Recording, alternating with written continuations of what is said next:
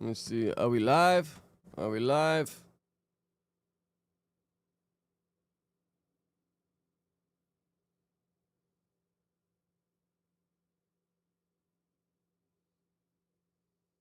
I think we live up in this hoe.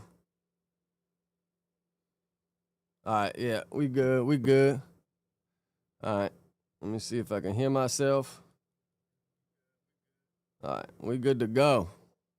We monetized. Man, I'm on cloud 9. Even though I know the road is just beginning, makes you feel good when you know, pass those little hurdles in life that you're working towards.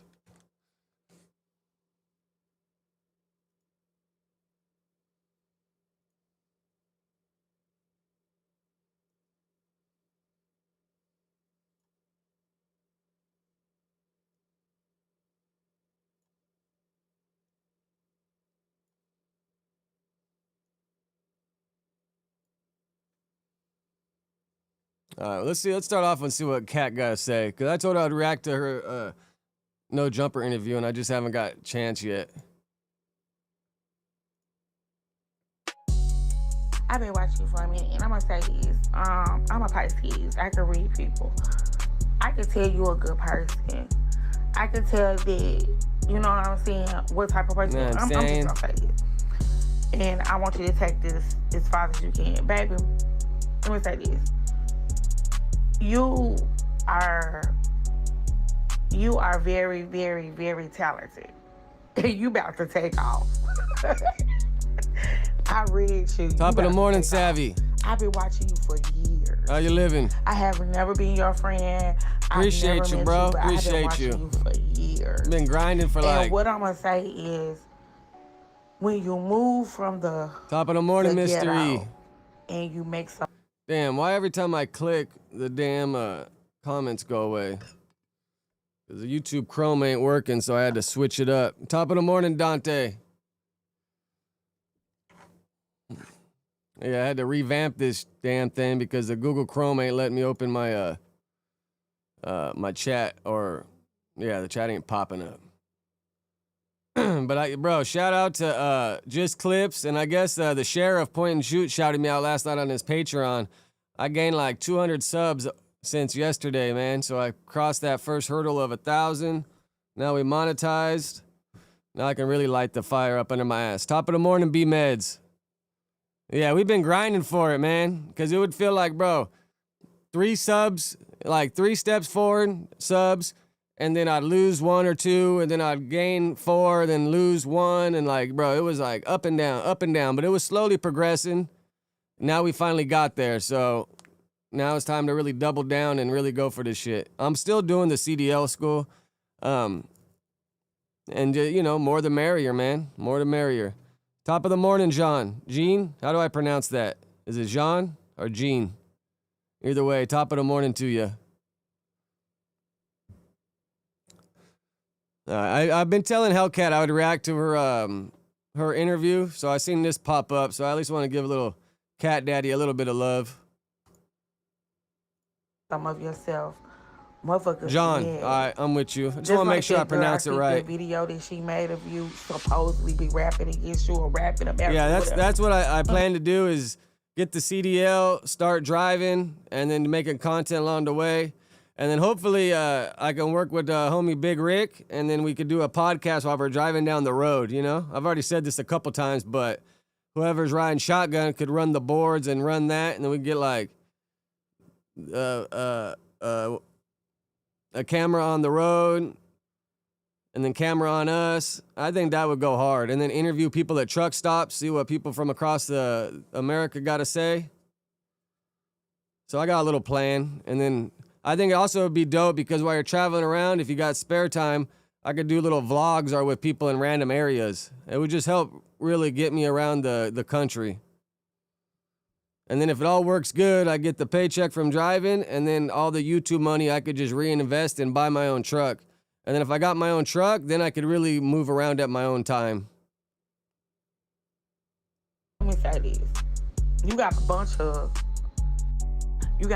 old ass cars in your video, first of all. This girl. Oh, this is a fan submitted video. All right, Hellcat, you're killing me with this. I thought this was going to be you talking, saying you appreciate everybody. Yeah, I interviewed a lot lizards. And then, I don't know, like, a lot of truck drivers are regular-ass dudes that got a story to tell, you know? Even, like, Juice WRLD's cousin that used to be on tour with him, BZ, he started driving trucks. So hopefully I could cross paths with him and link up. Just, you know, I think it would be dope.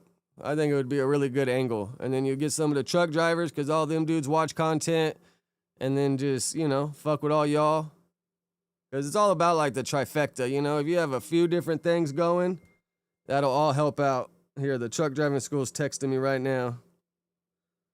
Because hopefully I should be ready to pass the fucking drug test in, like, a week or two, man. Because the 50 nanogram line's showing up pretty faint. And then next hurdle's at 15. Because I had my wife take one the other day, and she never smoked, really ever. And her line was solid, like, solid. My line's, like, super faint. But even a faint line means you're making some progress. Well, a lot lizard segment would be good, right? Like, interviewing the lot lizards. Yeah, that would be a gnarly one. Yeah, I got a bunch of plans and ideas. Now that monetized, go out and film more, hit up people. Yeah, that was the biggest hurdle.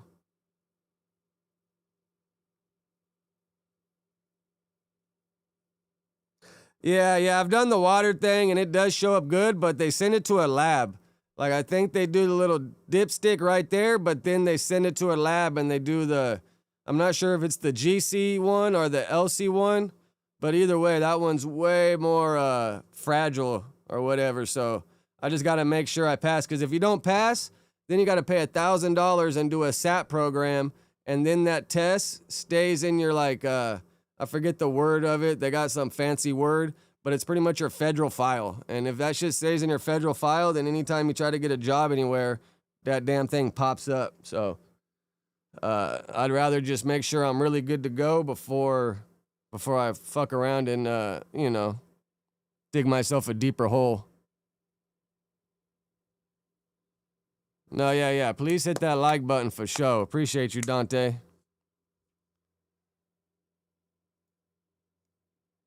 I wanted to chip on this. You guys hear Wack100, Burna Boy? I even heard this on the news, the radio, when I was driving to pick up my son yesterday from school. I had the radio on, and they even gave a shout out to Wack100, Burna Boy, and Jason Lee for paying for the Stockton shooting kids' funerals. Let's see if there's any news about it.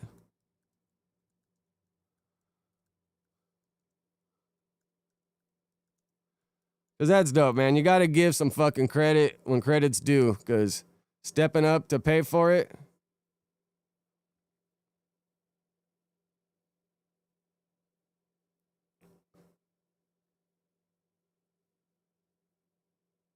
Oh, yeah, let's check this out. What's the word, y'all? Oh,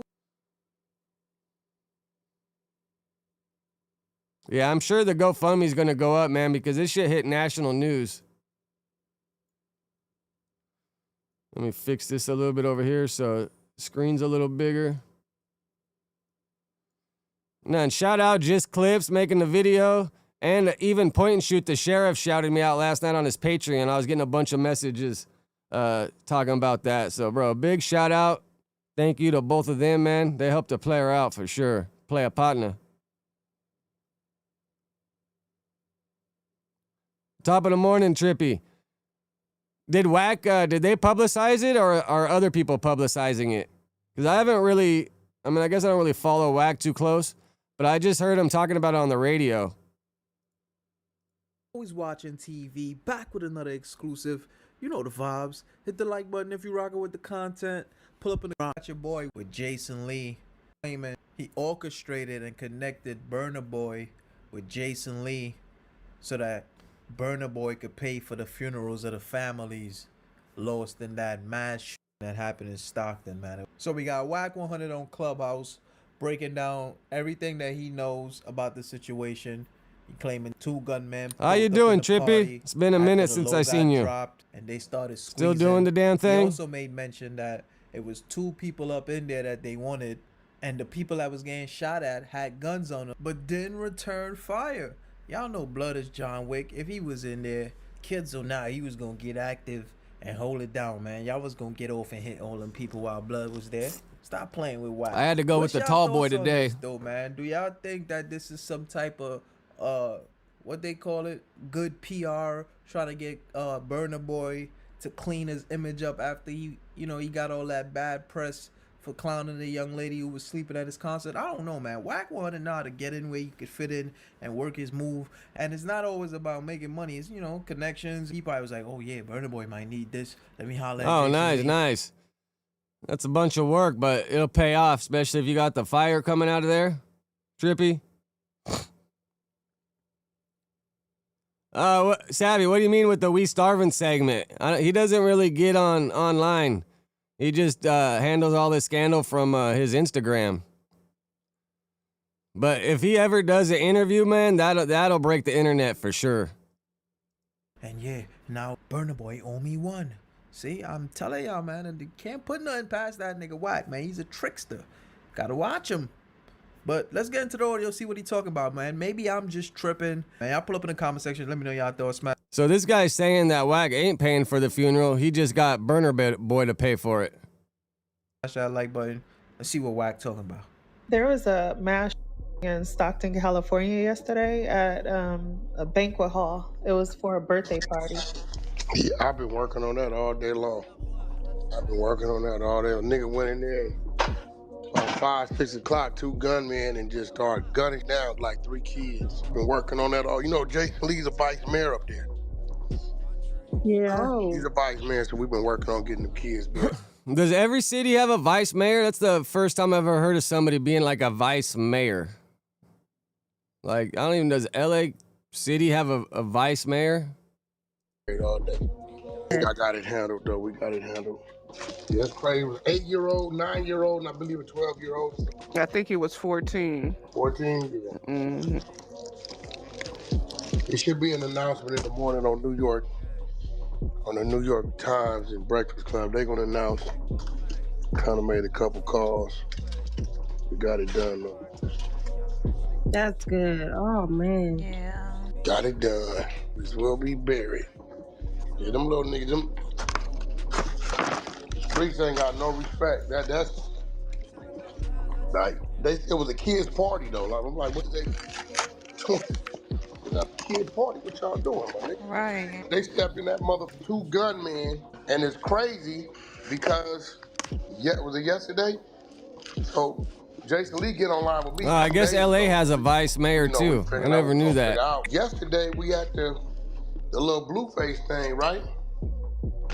And it's a lady, she just took the R&B, so she's sitting with R&B, talking to R&B, right? And she starts to talk about it because she's from up there. She's from Lathrop. She was like, I'm like, where you from? She's like, you probably wouldn't know it. I said, try me. She said, Lathrop. I said, yeah, you right there, right before the 505 split. You just about 30 minutes north of Sandella. She was tripping that I knew where it was at, right?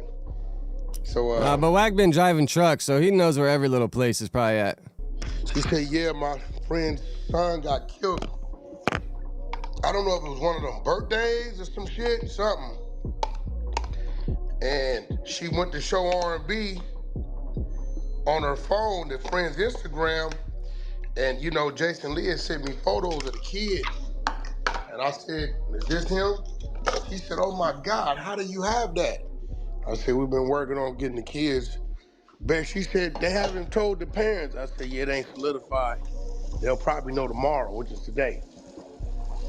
I said, but let them know it's gonna be handled. Let's She was see. like, yeah, they're stressing out about it.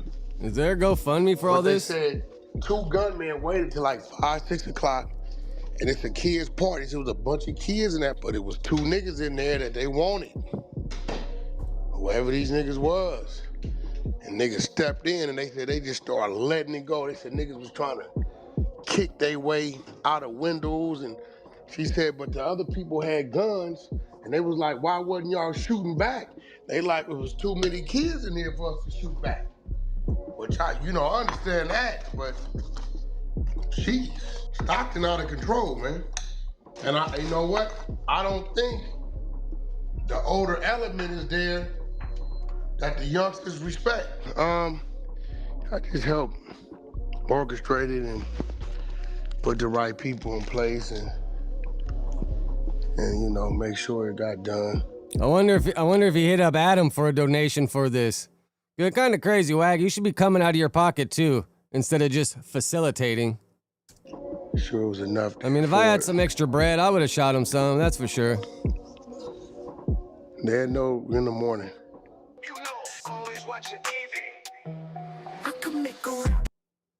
Yeah, I guess we'll know more in the morning, but here's the GoFundMe's they got going so far. So far, they raised $39,000 of $90K for Rose. And then here's for Maya Lupian. Damn, bro, so sad, right? Oh, they're at 83,000 of the 100K. Man, give these kids a nice funeral, man. Like I said, if I had some extra bread, I would break some off.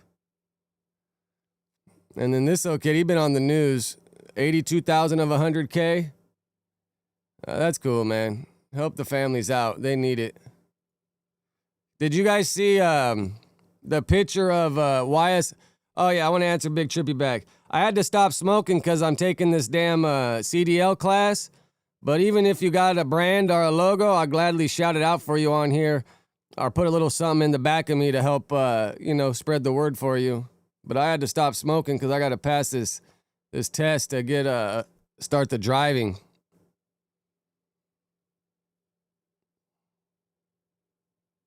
Damn, what was I just about to do?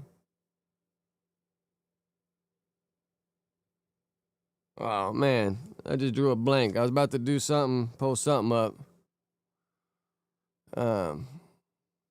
The hell was it?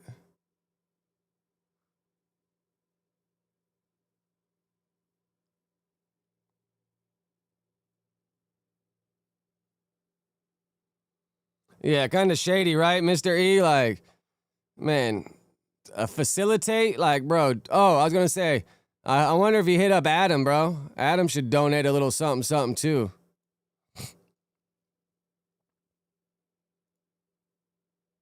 Let's see what else. Did I save anything else about this?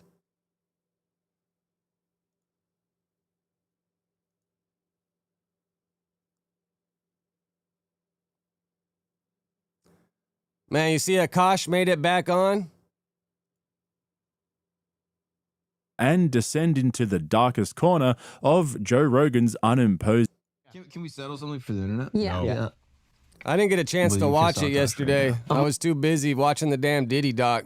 I don't even know if I want to see it. On the lips. Okay, prove everybody wrong. But it's gonna mess like Bring that up. I wonder, like, do they always have security in the background, or is this their first time having security? Like, are they scared that she gonna take flight on them? It's over here. Bring that ass over here. Bring that ass over here. Bring that ass over here. He goes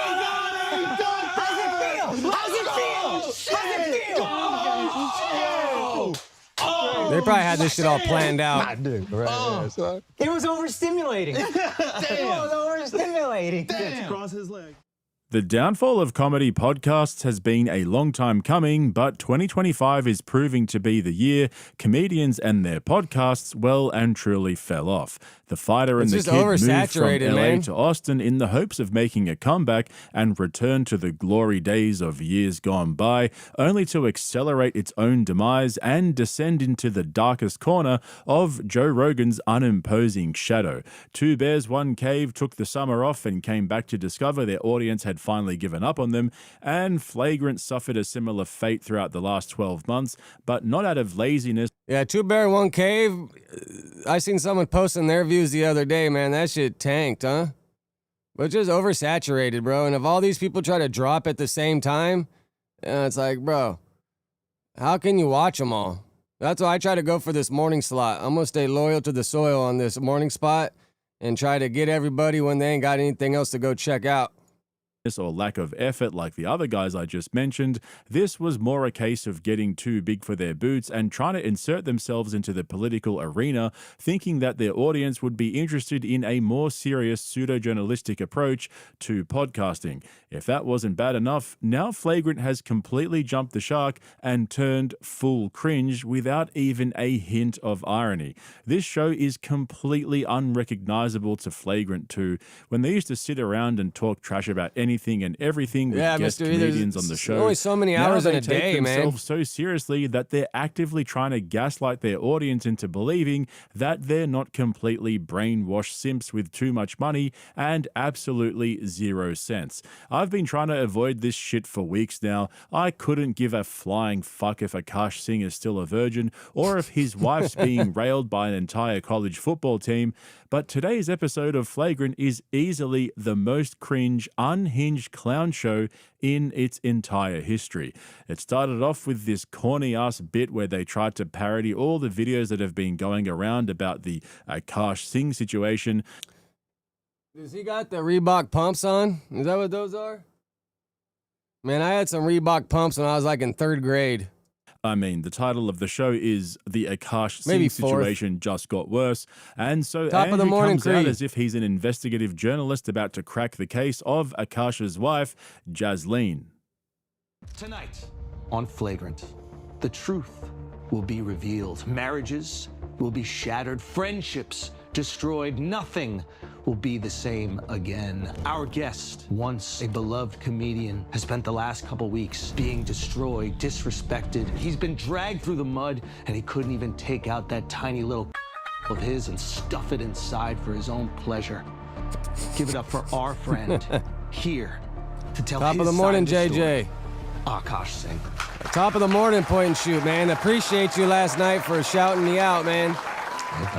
I was getting messages last night saying you shouted me out on your Patreon. I appreciate you. The sheriff. Brother, the thank you sheriff so is much in for here. being here. Thank you for having me. You can't imagine what you've been going through the last few weeks. Tell us what's been on your mind, Dude, what's been on your heart. I'm so glad you asked me, man. It's been really hard for me. Oh yeah, they turned this whole thing into fucking, like, now they're trying to play off Jerry Springer. This shit is kind of lame, huh? Oh, that's why they have the security guards there. Now I get it. Oh, and So then they're little Akash's wife mini crashes people? the studio, acting like she's the victim, trying to trash the place, and Akash plays along, cutting up her Louis Vuitton handbag. Andrew starts commentating like it's some... Yeah, Big Creed, Just Clips made a video, and then Point and Shoot shouted me out last night on his Patreon. Grateful for both of them, man. They got me, I think I went up like 200 subs. Sort of Jerry Springer parody. Akash finally puts his wife back in her place after weeks of being ridiculed by every corner of the internet, and then she gets dragged out by 2 security guards who are little people for some reason, and Schultz declares that they're about to expose the Akash Singh files. Now, if you haven't seen the 357 videos covering every single thing Jasleen said throughout her entire life, basically she's been trying to make it big on TikTok for the last few years, posting the usual cringy clips that TikTok's known for, but a few months ago, she started her own podcast with a friend called Main Character Pod. Oh my God. Everybody wants to start a damn podcast, bro. I feel like YouTube's going back to this, man, just one-on-one conversating with the chat. Saying some of the wildest shit you can imagine about her own freaky desires, her history with other men, acting like a massive gold digger. Oh, so that's where everyone's getting all the clips about her. Meanwhile, according to Akash, him and his wife were... I wonder if they, yeah, they're Indians. I wonder if they go to that cow poop throwing festival. Virgins before they got married, and he makes her out to be his soulmate who stuck with him for years when he was a broke comedian. But almost 4 years ago... Nah, Flacco didn't hit me up. You know he's seen it, though. He loves scrolling the Reddit, so for sure he's seen it. The Fresh and Fit guys went on Flagrant 2, where both Andrew and Akash were shitting on them for their red pill views on dating and Maybe he's mad because I didn't pay for his $100 3-page book he dropped. relationships. But now, since Jaslene's been humiliating Akash on TikTok and her new shout out Biggie Smalls. Any of y'all watch the Diddy doc yet? Man, that shit's crazy. The first 2 episodes, I haven't started the 3rd one yet, but the first 2, man, they're telling stories that I haven't even heard before. I've heard a lot of them, but I haven't heard them all. But I got some notes right here that I want to go over and talk about all of them once we get to that point. Podcast, Myron from Fresh and Fit has been going hard on him and exposing him for being a massive hypocrite because after years of talking himself up and ridiculing Fresh and Fit, it turns out that Akash's own wife is exactly the type of toxic woman they say to stay away from. And so for the past few weeks But you know what? I kind of thought about it last night. I think I'd rather get the subs from clips and point and shooting them. Because I feel like, I don't know, there might be a better audience because all Flacco's audience just hates on him, bro. So last thing I want to do is get a shout out from somebody and inherit all their hate comments. I know they'll come eventually, but last thing I want to do is just inherit a bunch of hate comments. As most of you already know, this shit has been going viral as a seemingly endless supply of cringy TikTok and podcast clips have emerged of Jasleen humiliating and disrespecting Akash, leading to everyone wondering when he was finally going to do something about it or at least address it. So you're presenting this version of yourself online that's not true. But you're actually a trad wife. I was committing to this bit because I thought that was the funny thing to do, but I'm not a comedian. I see all the comments. I just want to watch a second of this, and then I'll go back and scroll through and answer a bunch of your guys' comments. Is it you guys are so fucking innocent? I just didn't really watch any of this, so this is like the first time I'm actually even sitting down, you think it's absorbing any of it. But you were unique in your innocence with each other. I think that was the mistake I made, is like thinking that people would understand that. They will not. Yeah, they won't. I think, to be fair to everyone, there was a time in our relationship where I would have been more insecure, but when like she's essentially homeless with me and didn't go anywhere and stayed right by my side, I think the jokes don't bother me because it's like, when you're broke as fuck, you see exactly who a person really is. Like, I've seen her at her core. Nah, but I always say I met my wife because my wife worked with my mom, and when I was in jail on a violation, my mom was like, hey, I work with this girl. I think she'd be a good influence for you. My mom always says she wasn't trying to play Cupid or nothing, but why else you going to introduce your son to a girl that you think would be a good influence for him? So I got out of jail, met my wife when I had 2 pairs of Levi's and a pair of old Raleigh Vans. So I knew she was fucking with me for me. It's not like I met her when I had money. Eventually, I did good, got money, we had a good time, but when I first met her, all I had was 2 pairs of Levi's and a pair of Raleigh Vans, man. So I knew she liked me for me. It's rough. When you got money, you don't know if they really fuck with you. Good, bad. At least I would be nervous. So I know who she is enough that none of these things I'm ever going to take seriously because I've seen her. We've been at the absolute bottom. She's seen me at my absolute worst. So if I make these jokes, if I call her a bitch or whatever, she's like, I know this. Like, at our absolute worst, we still loved each other. We still stayed by each other's side. So I think that's what I didn't realize also. And I didn't think I was nearly famous enough to become a meme. Yeah, I was wrong. I mean, this definitely tests their relationship, though. If they can make it through this, they could probably make it through anything. I mean, hopefully, right? That is beautiful. As soon as they teased this episode yesterday with a short trailer about how Akash was finally going to address this ongoing humiliation, I knew straight away that they were going to take the piss, but that's what makes this whole situation so bad. As you just saw before, they started out the episode as this big parody, how they were mocking the situation and poking fun at all the channels who have been clipping up Jasleen, and kind of poking fun at themselves in a way as well, but then they all sat around and started going through all the allegations bit by bit. What The actual fuck. These guys have Popping no that idea pee. what they're doing. They don't know if they're laughing, crying, being serious, or taking the piss, and their audience could see right through it too. Don't worry, everyone, it was just a big misunderstanding. 5 minutes in, and I'm insulted they think we're that stupid. Are they trying to convince us or themselves? The worst thing you can do is try to make your audience look dumb. Akash still believes her body count is 1. Flagrant must think we're Akash levels of stupid.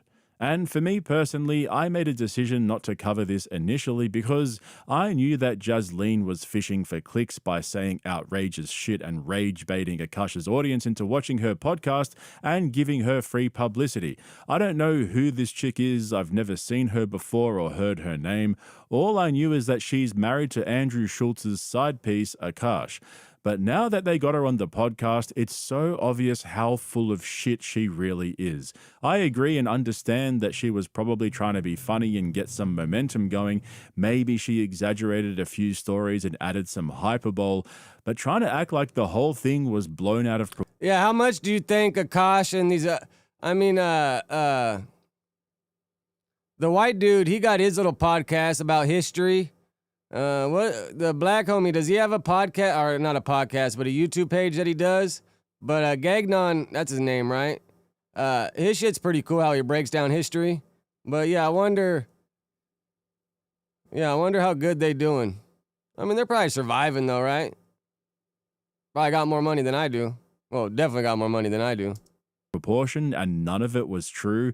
Blaming the internet for misunderstanding you and not accepting your multi-dimensional personality, you know, as if she's a public figure that we've all heard of, that's just crazy. Allegedly, and you can correct me if I'm wrong here, Yeah. is it true that you said that there was a rotation of guys? A roster. Roster. Yeah, what does a roster What is mean that? to you? What does this mean? You guys have to understand, have you ever heard of the repressed Catholic schoolgirl? I didn't even watch Jersey Shore in high school because I felt it to be too inappropriate. So when I got to college, I'm like, oh my God, I can dress however I want. I can. Oh my God, that's when you unleash the beast. Last thing you want is a girl that was conservative or sheltered, and then once they get to college, man, they just let it all loose. Eesh, that's a dangerous combo. Do whatever I want. You can have a roster of frat boys. But What does a roster mean? so it didn't actually translate to a roster. It just meant like 2 guys I was talking to and flirting with at the same time. That's it. That's all. Yeah. And when you say hooking up, I think people When think you I meant mean fucking. hooking up, I just meant making out. Again, like everything I say is so amplified and hyperbolic because it's so like incongruous to who I actually am as a person. Right. So you're saying you're a big old prude. Yeah, literally. Oh man, who's gonna tell him? That's so hard to watch. Akash is sitting there nodding his head as she spits out the explanation they both scripted together in preparation for this show. It's like he's trying to convince himself. I know, when they were out of the country, they were probably game planning this whole show the whole time, huh? Like, what are we gonna bring up? What we're gonna talk about? You probably even told damn, I don't even know these dudes' names. His middle one's Gagnon or some shit, right? And then Andrew, and then I don't know, what's the black homie's name? But I'm pretty sure they had a little discussion of what could be said and not said, huh? That his wife was only making out with guys in college and never actually hooked up with them. This was not the way of dealing with this. She should have either come out and apologized to him publicly, explained that she was playing a character. It's like me personally, bro, everybody got a past. I never have ever, I've been married to my wife. What is it now? 16 years? It'll be 17 years in August. I've never asked her about her past. Ever, once. She thought it was funny, she was fishing for clips. It backfired, and now she realizes that she's an idiot for saying all that shit in the first place. Sometimes, bro, don't ask questions you don't want to know the answers to. It's a lot easier that way sometimes. Etc., etc. Clearly, none of that is true because after all the humiliation and ridicule she subjected her husband to, she's still out here making a fool out of him, except this time she's saying it to his face. Just watch as he nods along to her story about how she hooked up with a guy from Tinder when she was 21 and woke up with a sore ass. This is like when Tinder first came out. There was no Bumble. Oh there was my no Hinge. God. I met this guy on Tinder. Whatever. Like we were like just Look at his feeling like face. the vibes, and I stupidly was like, oh. we And can luckily, sleep me and my over, wife, but, like, not really wanting to hook up. There that was much, no 'cause again, for me, like, I online, was well, just you like, know, maybe like we can make websites out on the and just, computer, like, but there whatever, was and no cuddle. Tinder or any But of these then I damn guess things he, when like, we got together. Was this guy Indian? No, he was like way Yeah, Asian. he took it very differently than, yeah. I've learned this translation. Wait, what do you mean? An Indian guy might understand what an Indian girl means when she says we're hooking up. It doesn't mean we're fucked. There's something conservative. I think most American people I was are thrown like, off by her inviting him over. Because when Yeah, I've that been was- invited over, that usually means, oh, we're fucking. No, I know that was again stupid decision. Well, that's on my definitely part. what I was, the dude's like, expecting for 21, sure. So it's If like, not gonna I leave really butthurt just, like, or I don't know, like I just mad. was making bad decisions all around. So it's like, but I was like, okay, like we'll kiss, whatever. I don't remember. Honestly, I don't even remember too much, but I just remember him like trying to like sneak a finger. And I was like, no, we're not doing that. Yeah. But like then the next day, Oh, like God. it was like kind of feeling sore, but it wouldn't. It like if it Did had he hit her been with the anything else, it GHB, would, you the know, date that would've rape been a whole drug? other story. It would have been Right. like it would That's have carried scandalous. something, you know. Yeah, so, yeah. So it was just like that. So this was a creep pervert that was trying you, and the internet ran Basically. off with this crazy narrative Yeah. of something completely different. Yeah. You could tell that even Akasha's buddies weren't buying her stories. I mean, because why would she start her own pod? She's either wanting to try to be famous or bring in money. It's kind of weird for your old lady to start a pod and start telling all these stories, though. Alex was sitting there like, so hang on, why did you invite the Tinder date back to your place? And she says, oh, not for sex, just to make out and cuddle. Yeah, that checks out. Just remember, we're talking about grown-ass men here in their 40s sitting around asking Akasha's wife about the stories she's been telling while he sits there swallowing buckets of copium trying to convince himself that she's still a real one. Okay, the other thing that we saw these videos of was the ducking the kisses. That was those. Yeah. Are, listen, These ones pissed me off. That I'm guilty of. I'm These guilty ones of pissed that. me off, and I didn't like it one bit, and I need you to explain yourself immediately. yeah. Okay. We need to know, do you always duck his kisses when there are not people around? No, not when they're. Could you imagine trying to give your old lady a kiss and she ducks it? Like, I know my wife hates the smell of smoke, so, like, well, you know, sometimes we'll do the little cheek kiss, and that's just out of respect for her because I know she can't stand the smell of smoke. There aren't people around just when there are people around, and I never even That's knew. worse. I never.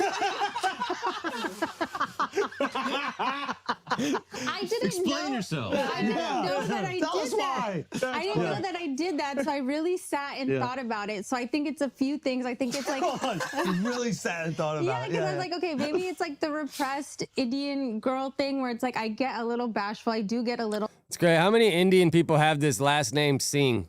Like, most of the population, huh? shy, despite what the internet thinks. Most Indians do. I'm the exception. Yeah, I I don't think give a I fuck. also get overstimulated because Akash does it a lot, like every 30 seconds, like a little bit. Like, I get it now, this thing. I get it. That's why I grabbed your chin so you couldn't I didn't move my face, though. I wasn't gonna let him. and like the videos people have seen are like the proposal videos. They're like already overstimulating. Okay, so here's the thing that I think is like, I think the relationship. Damn, it's great. Millions of people in India have the last name Singh. It is the second most common surname in India and is used by tens of millions of people worldwide.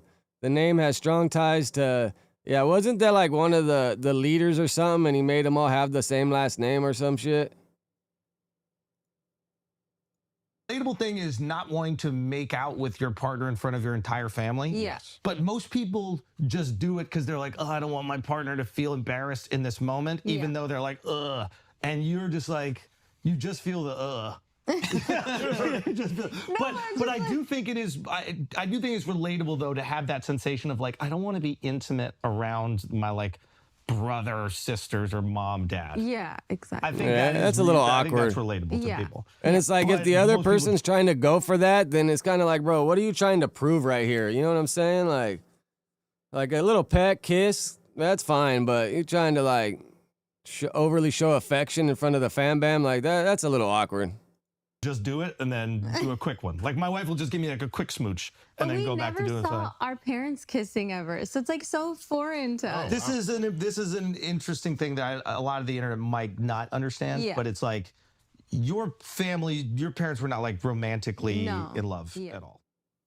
Hold up, let's break this down for a minute. So apparently Jasleen has this thing where she turns her head whenever Akash leans in to kiss her. There's one video where she does it when Akash proposed to her or something like that.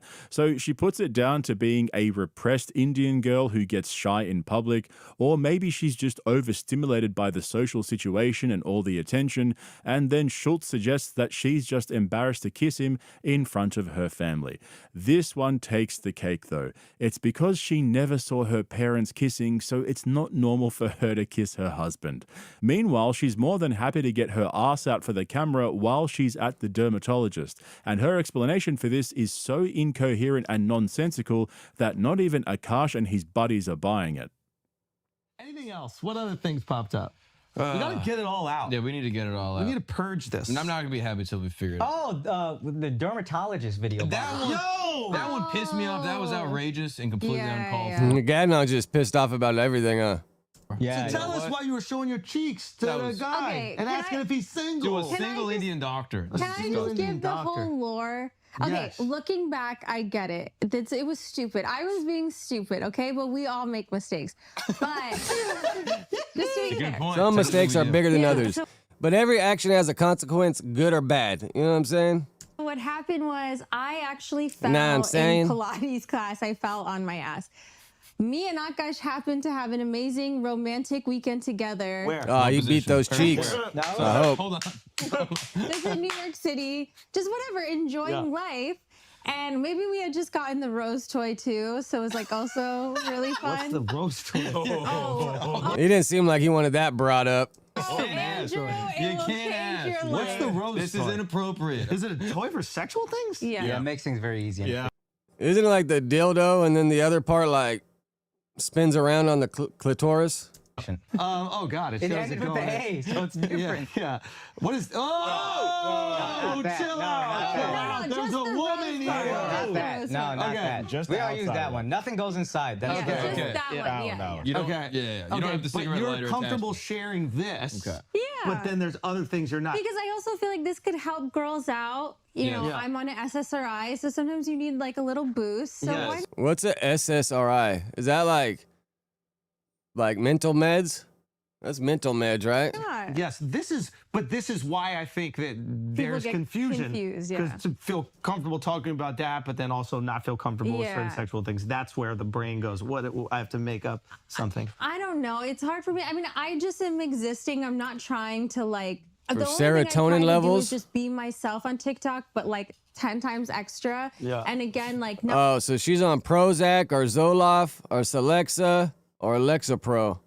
Ugh.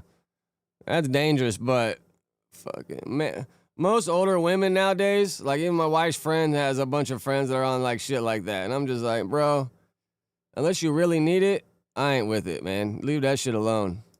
Not to justify, down but to I 2 feel times. like I've been with that guy since I'm 22, and I feel like I've learned so much of my humor from him, my personality. How old from is this watching broad? You guys, I've hung out with so many comedians, so I'm like, oh, like be extreme, be funny, as long as your actions are a good person. You know what I mean? So I'm like, oh, I can say whatever I want. Don't you blame Obviously, this I on can't. us? No, you're right. Blame this on us, I'm Jasmine. just trying to give context. Okay. Yeah, She I'm like not 28? And so what happened 28 years was, old? How old's as a Akash? joke on TikTok, I showed the bruise, like not like I didn't show my full ass cheek, but I just show a little bit. Cause again, like She's asking for the bleach treatment.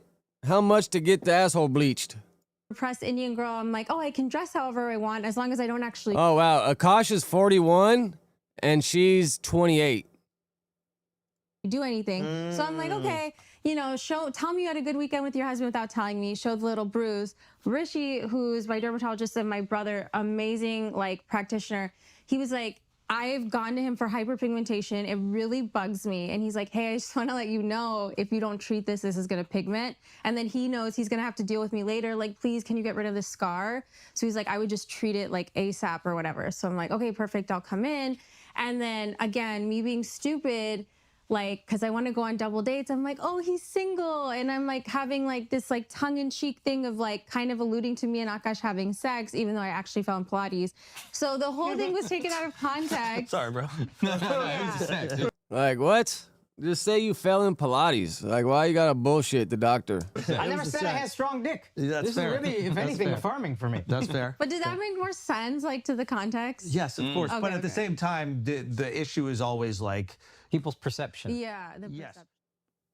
Oh, she just wants to help other girls out who take SSRIs too. I'll At give one us a point, couple she more even minutes, tries and to I'll blame it read on some of her the trying to comments for copy y'all. Akash. And don't Catch forget, up she's a on those. repressed Indian girl, right?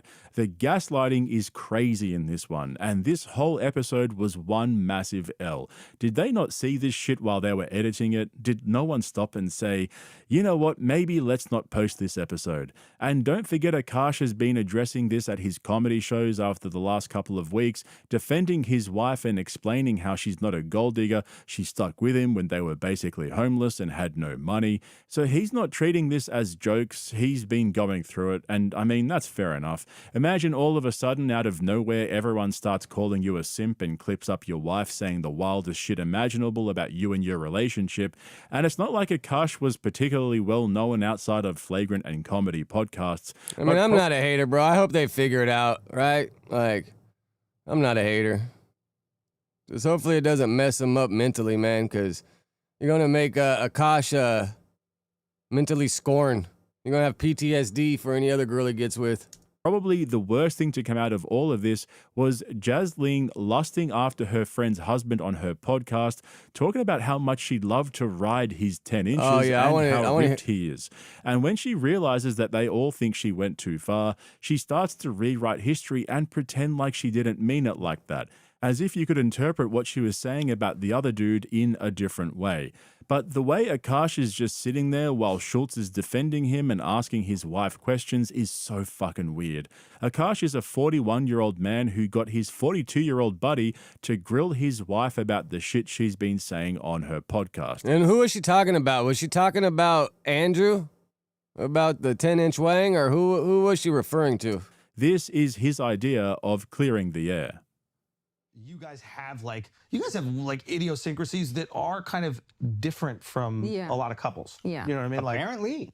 Bruh. The orgy thing was fucking, that shit was crazy. I even watched it and I was like, so break us down. I need an explanation. Has the orgy happened? So, okay, no, it hasn't. Okay, No, I still only fucked one woman. That's what I thought was, that's what Damn, so how long was Akash a virgin for, bro? That's dangerous. When both y'all, quote unquote, virgins, and then you hook up and then your mind starts wondering about everything else, like, that's dangerous, bro. That's why I always said I'd rather, you don't want your girl to have a crazy past, but you definitely want her to have a little bit of experience, right? So if she's happy with you, then she's happy with you. Because last thing you want them to do is start wondering about what it could have, should have been somewhere else.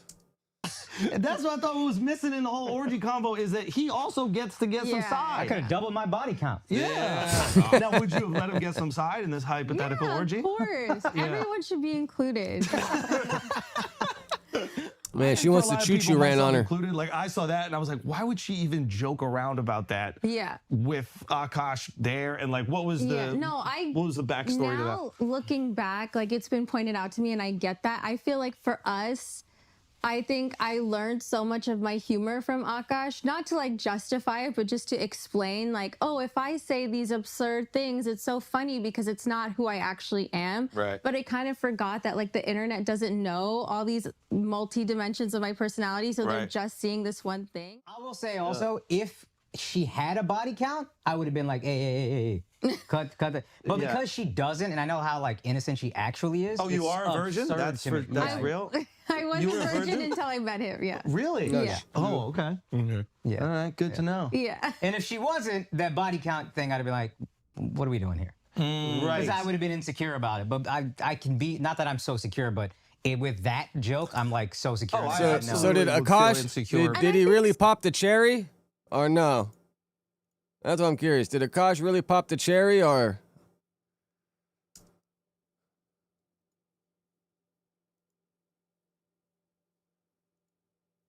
Yeah. Stupidly, I was like, oh, it's an orgy, so it's all of us. It's not like Yeah, talking. that is stupid. Yeah.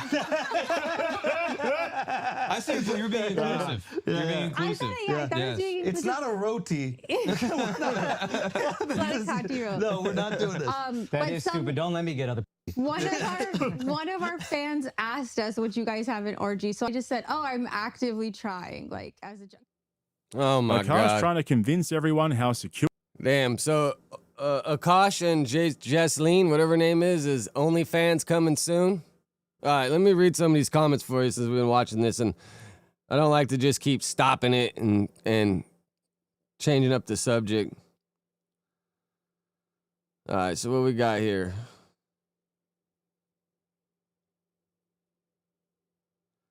I just got an ad ran on her for car insurance. Click the link. Hopefully that helps the algorithm, Donnie. That's what I was wondering. Once you're monetized and they put commercials on your shit, that probably helps YouTube feed it to more people because then they get more money by more people watching it, right?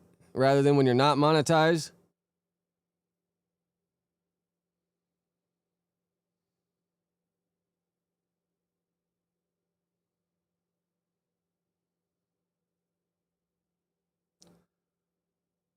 Top of the morning, Sev. I don't think I got you yet.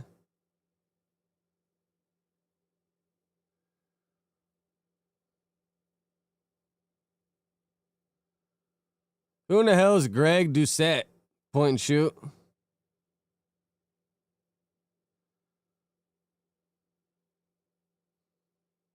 Yeah, anal.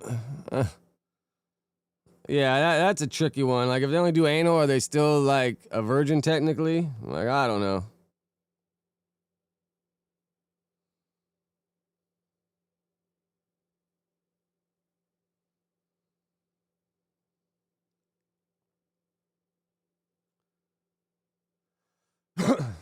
Yeah, quick, I don't know. I mean, maybe they're the ones that, get married and just stick it out forever. I don't know, man. I didn't really click on any of the videos. This is the first one that I've really clicked on because it didn't really entertain me too much.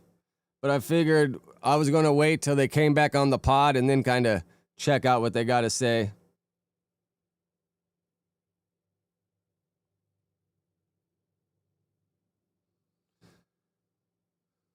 Yeah, she seemed like a J-Cat on Sev.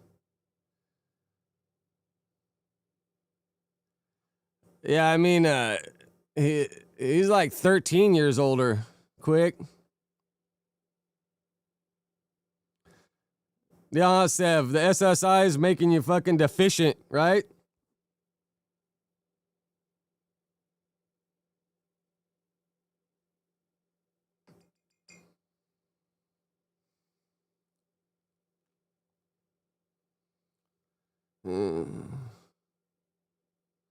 But I don't know if she was a 20-year-old virgin. Who knows, man? This whole thing seems crazy.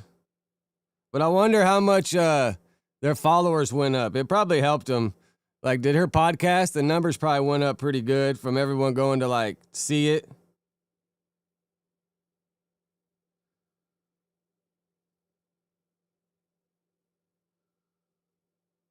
You know what's funny, Cree?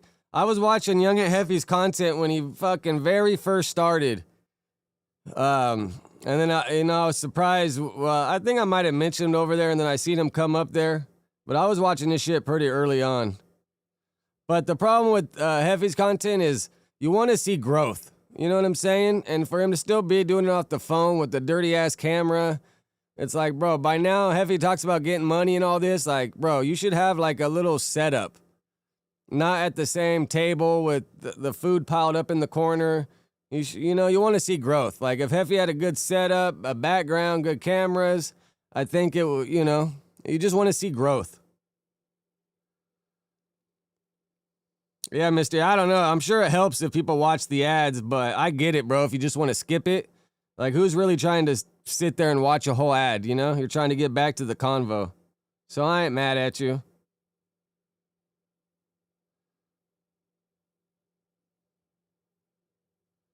Quick, what topic? Feel about what? This shit? I mean, bro, everyone's relationships are different. Like, who knows? I really don't know.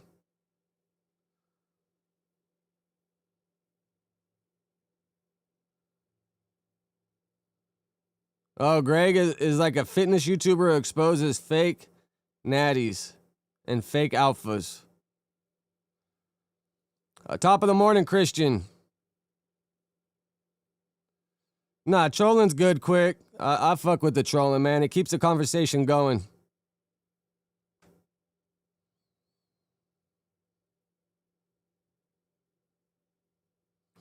I'm just trolling, like Swifty says. I'm just trolling.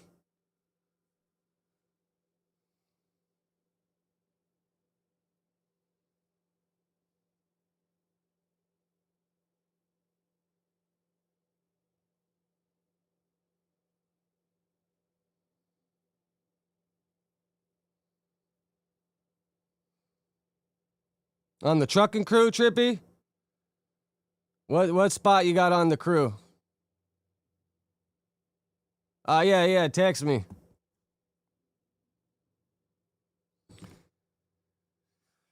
All right, what else should we see, man? What else do I got saved here? I was too busy watching the Diddy doc and then just kept fucking looking at my YouTube studio like a fucking crack fiend last night because I just keep seeing the subs go up. Man, once I hit 1,000, that shit made my day. And then I sold like 2 pieces on my glass pass. So, bro, yesterday was a good day for your boy.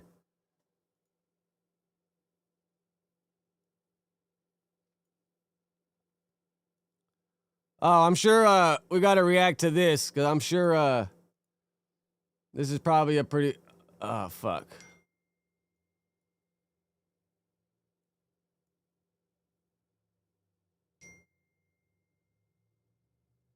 Damn.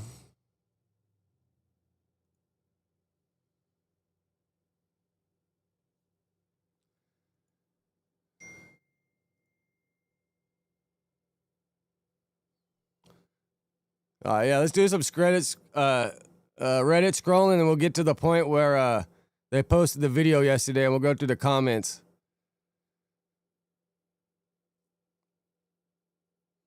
Brick said on the phone to Adam that he thinks there is a high possibility he could get out very soon on house arrest and ankle monitor.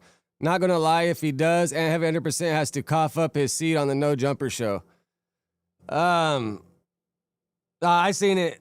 I'll hit you back as soon as I'm done, Trippy. Once I get some time. I can't leave all you folks hanging and start texting. I ain't gonna lie, bro. If Brick gets out on house arrest and ankle monitor, I don't know, man. And isn't he using a public defender? I ain't trying to jump to conclusions, but I think that'll be a little odd.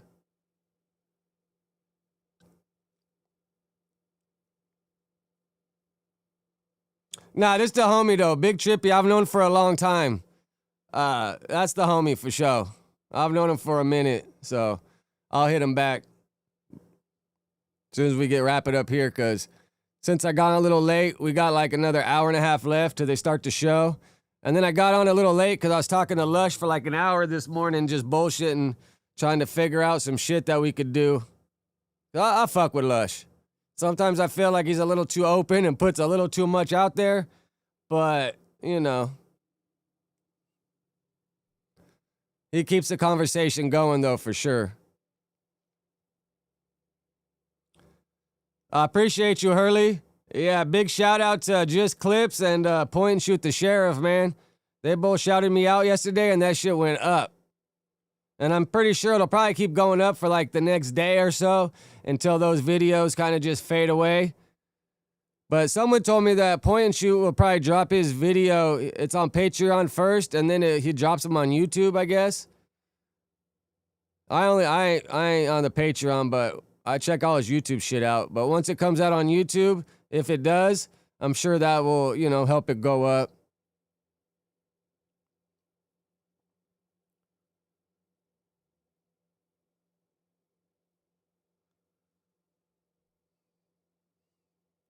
Yeah, but we didn't really show any bars, bro. It could have been anything. It could have just been all a stunt. Like, you actually don't see anything.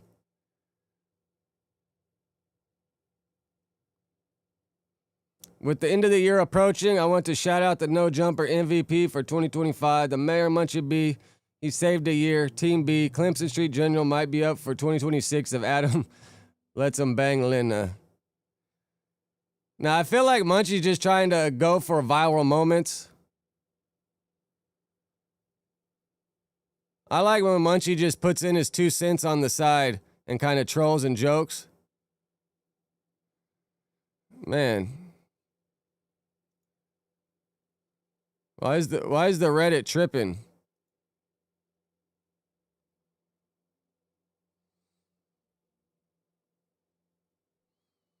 Yeah, I don't think Brick's getting house arrest. Man, what the hell? I'd be surprised if he does. I think he's gonna be gone for 3 to 4 years at least.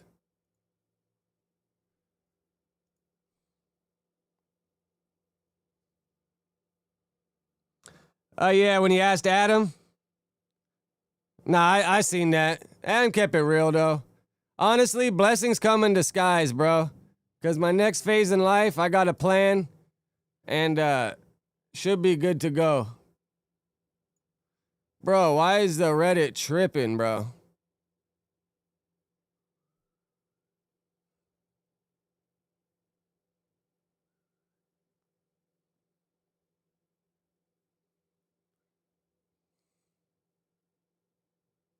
Are they back? Ace Boys Worldwide back, huh?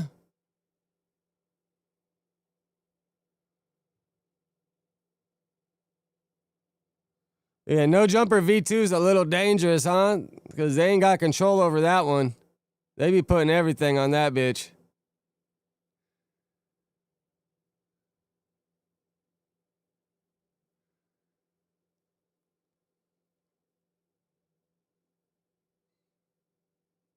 AD lost his aura.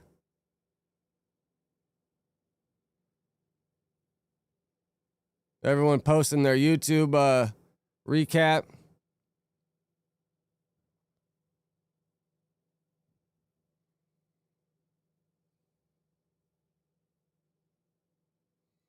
Oh, is this guy trying to do rap news and street politics style content? I'm gonna have to check it out.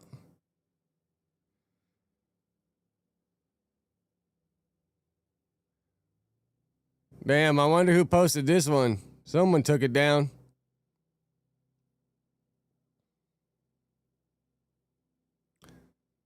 Yeah, we watched this yesterday where Big Deal takes shots at Gumby. Fucking Yuri, what is this guy doing? Did he go to Burger King and get the little hat? Eating a kid's meal? And what's Prism Live? What the hell is that?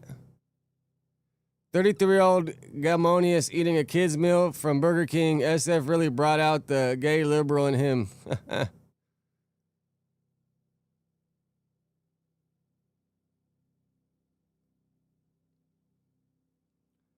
I actually fuck with Young and Heffy, but bro, it's slow as hell sometimes. The cast will be talking about a topic for like 10 minutes and Ant will finally chime in with a take that's either completely off topic or based on something he misunderstood.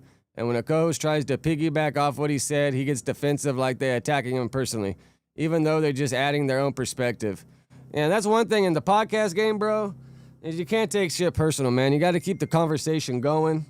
You can't take shit personal. That shit just don't work.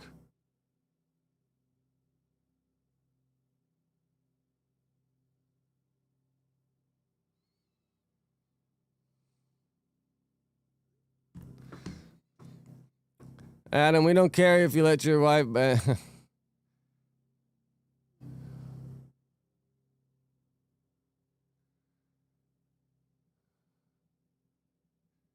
Leave Aunt tapping the phone? You know something's on his mind. Or he's trying to write his rhymes for the song he's about to spit in the studio tonight.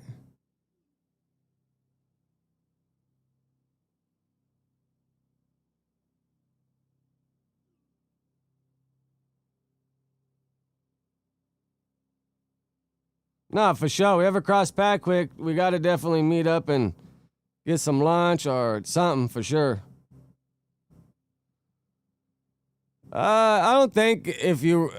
I have no idea. I ain't that deep in the game yet. If you go on your phone, if you go on the homepage on your phone, it's like right there, the second thing down.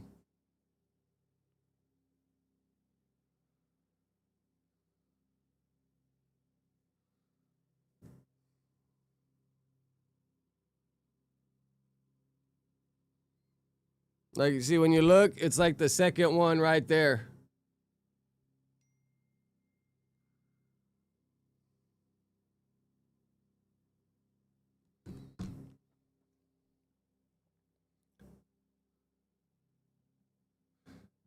I tell people all the time.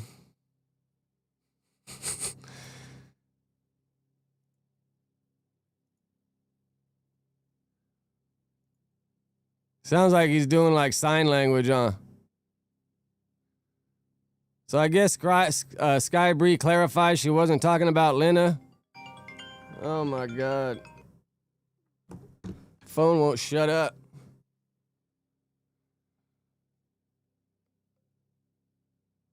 All right, it should be coming up here pretty soon. We'll see what everybody got to say. Yeah, this is pretty funny, huh? D-Dub Flame just got soaked by the water.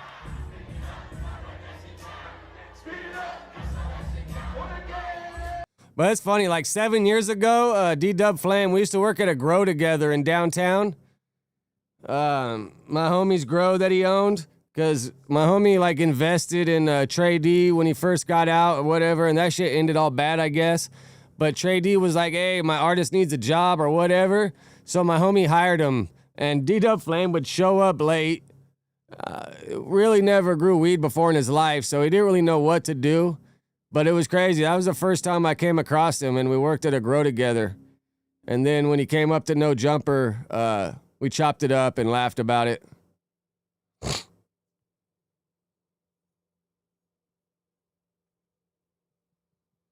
Yeah. We watched the Few Community Pod a few days ago, like right after they dropped it.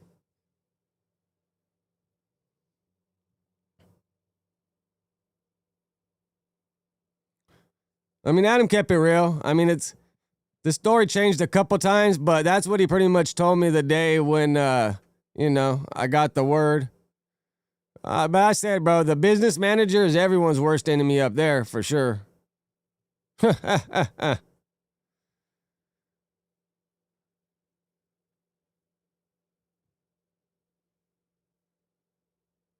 What? And Heavy has the most ignorant quotables. Bro was on the news talking about his car accident and said, man, that seatbelt shit is real. I mean, did you guys see the picture of the wheel? It looked like the front wheel had no traction on it anymore. Looked like that shit was about to split in half. I mean, I got fuck with. All right, let's see what all the comments got to say. Most of them fuck with me for sure, though. Man, why is Reddit tripping? I mean, I got fuck with Flacco, but after he found out I let.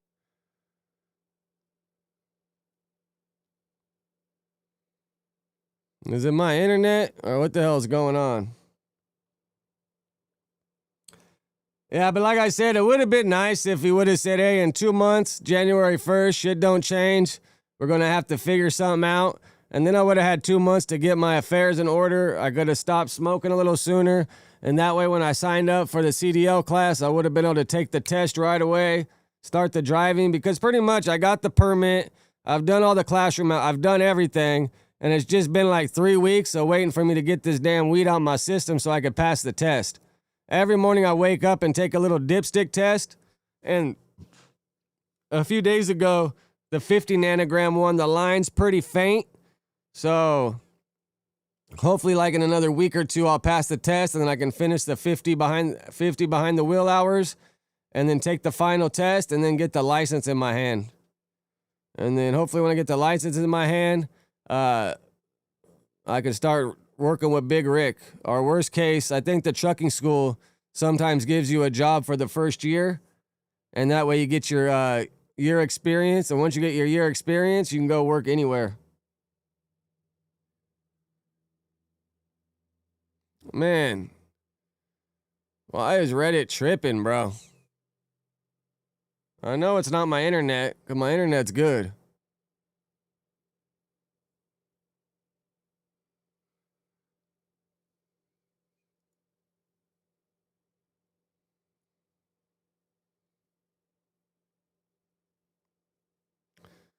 Bro. Is any of y'all Reddit tripping too? Yeah, I guess maybe I could just look it up on my phone.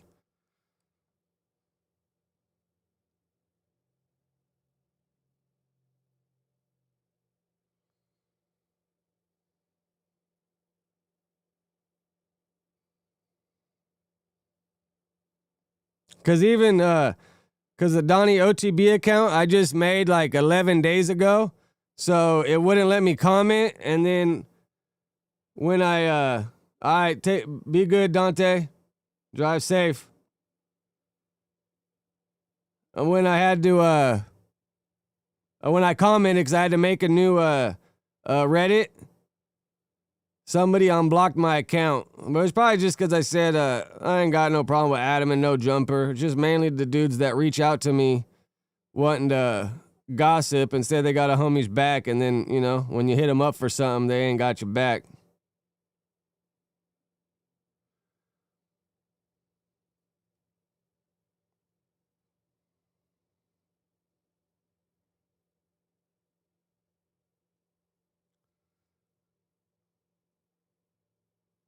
But it seemed like, bro, in the comments, Flacco gets a bunch of hate. And it seems like a lot of people fuck with me, at least for now, you know? But I'm not trying to be a character. I ain't trying to, like, jump out the window. I'm just got a story to tell, bro. I'm just, you know, married with kids, trying to provide for them. Dante got my back in here, though. You could see how Dante having my back. Man, why ain't this like...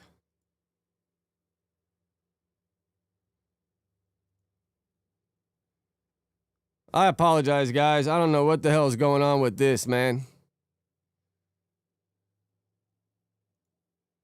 This thing's being a hater, bro. I'm pretty sure you guys all read them. I'm sure y'all in the Reddit.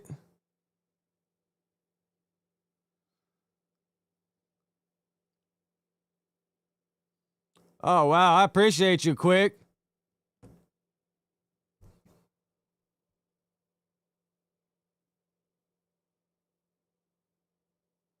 Nah, for sure. If I really wanted to clout chase, I could jump on here and crash out, say all kinds of shit, paint all kinds of crazy narratives.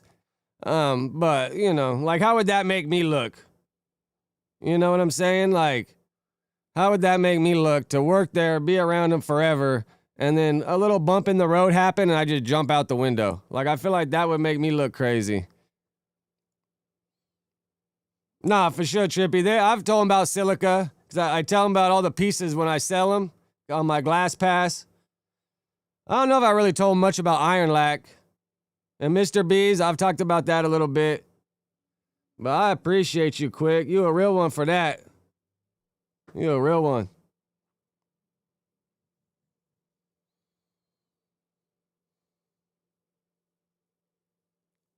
Yeah, man, I've had too many life experiences to not be humble, bro. Like, I've had businesses with a bunch of employees. I've been busted. I've fucking been straight edge. I've been fucked up, down bad, strung out. I mean, I've lived a little bit of everything. But I think the most proud moment I got is just being married for, you know, going on 16 years, having a couple kids, having a good relationship. And that's probably like my proudest part of my life. You know what I'm saying? Is just having a good home life, man. Finding a woman that got your back.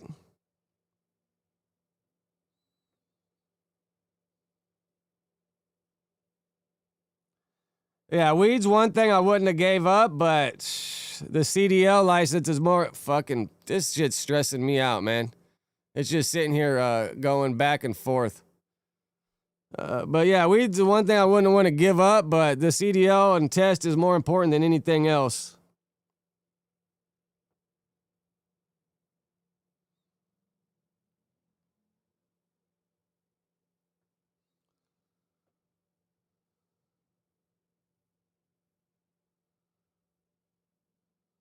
Yeah, I don't think Flacco's coming back anytime soon.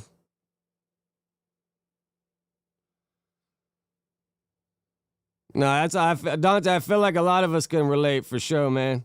And like I said, I've done so many different things that I can chop it up about a little bit of this, a little bit of that. I've even traveled a little bit. Because, you know, a lot of people don't realize, like, we'll say 4Extra, for example. That fool never left his block except when he's on a prison bus going somewhere. If Adam would have took 4Extra to travel the world, not the world, but even America, and show him, like, different parts of the country and how different people live in, I think it would have opened up 4Extra to a lot more shit. He would have realized, like, oh, life's just not about this little bubble that I think it's about. There's way more of the world out there.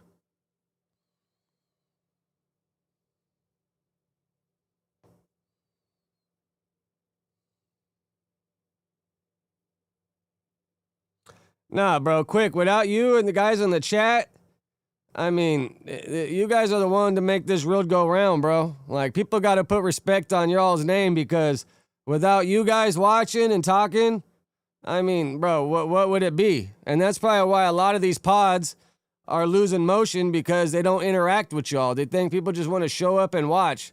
When I feel like YouTube's based off the interaction for sure.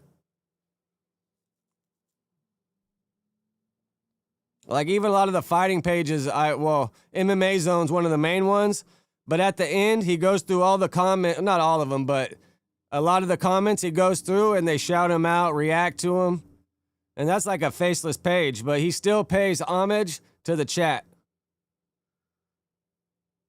Top of the morning, Isaiah, spontaneous content, 9/11. Well, 9/1/11, 91/11. I know, it's crazy. My birthday's 9/11.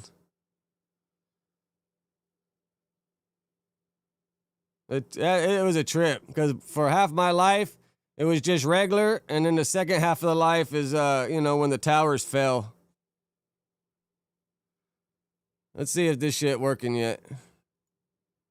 Bro, YouTube or Reddit just ain't messing with me today, man.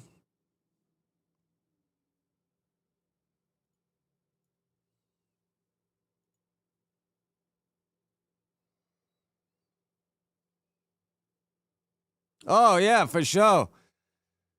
For sure. Skate videos are dope. I even like the BMX videos, too.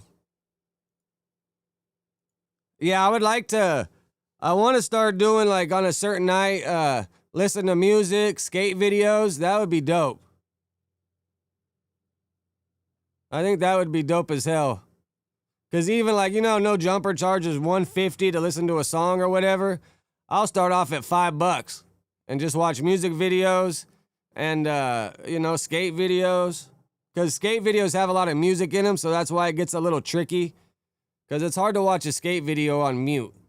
But if I'm already going to rock out with the channel not getting monetized, then yeah, screw it.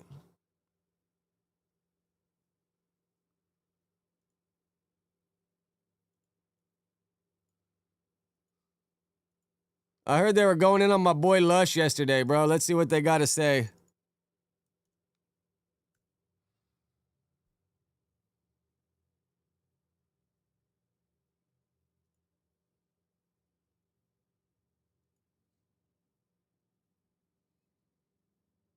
Shout out Masonic, man.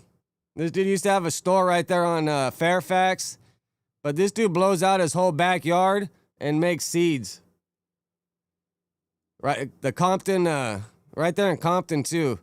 If you ever look at his Instagram, bro, this dude will just have big old bushes in his backyard.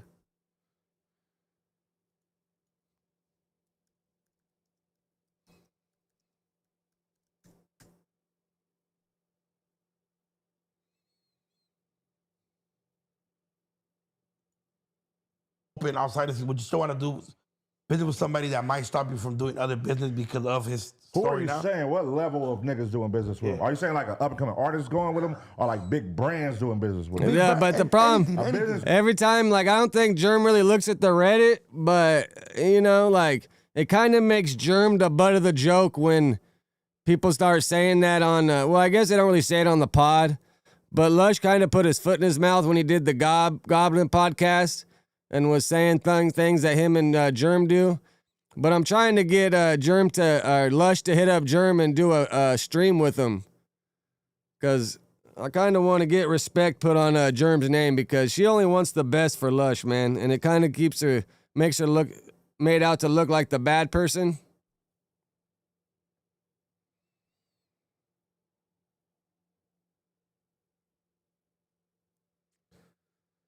There's so many that I can't remember them. You guys got to refresh my memory on whatever stories you want me to talk about. Because I kind of, not that I blocked it all out, but I just kind of like, yeah, sort of just not, you know. They're just in the back of my memory, but I've been around since like 2016, so I pretty much know most of them. You got to beat your ass.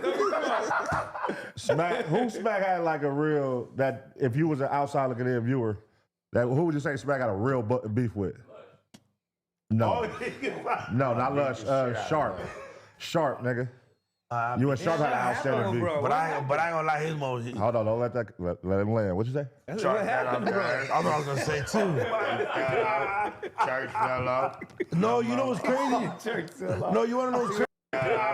Let him land. What'd you say? That's what happened, bro. That's what I was gonna say too. Church fell off. No, you know what's crazy? Church fell off. No, you wanna know what's crazy? Church on the move. They arrested the pipe gun guy. Nah, you know what's crazy? The other day I walked into one.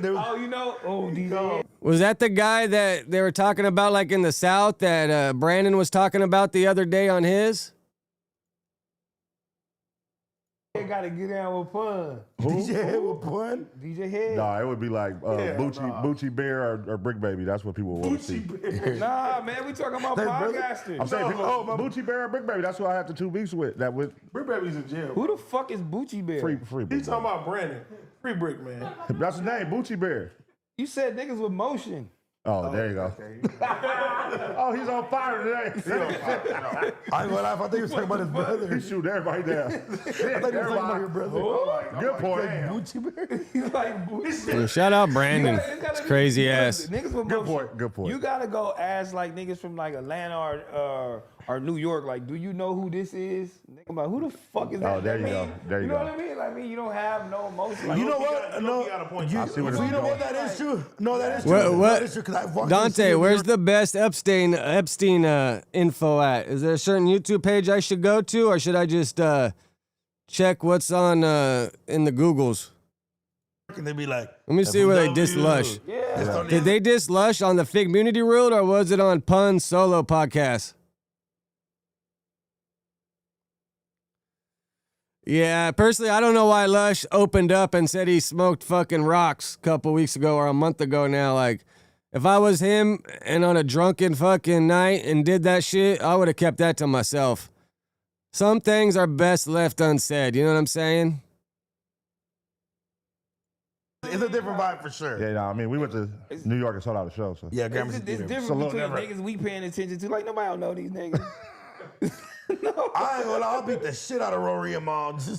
Now that's something. Oh, that's good. That's Both of them versus you. Okay, I'm not A handicap match? I'll watch that. That'll be I'm not handicapped. No. Oh, Pun solo? I'll beat the shit out of Rory. 2 versus 1. Yeah, I just want to see what he got to say about fucking my boy Lush. I mean, I did take your big ass down, you know what I'm saying? Let's go. What is it? But it would, Pun? I beat the shit out of Joe Budden too. He got open toe side. Ace Boy Pun? Joe Biden ain't You gotta fucking me get through up. ice and this Where'd first. that go from? Who, Isaac?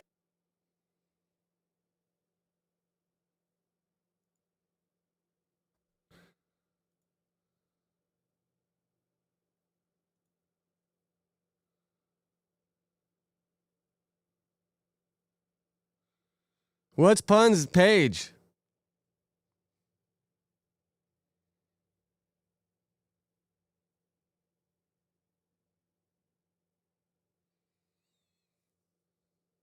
Yeah, let me see. Maybe I can find it over here. I think they.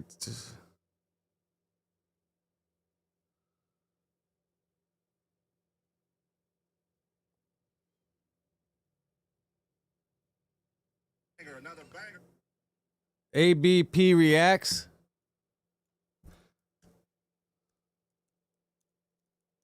How many pages does Pun have?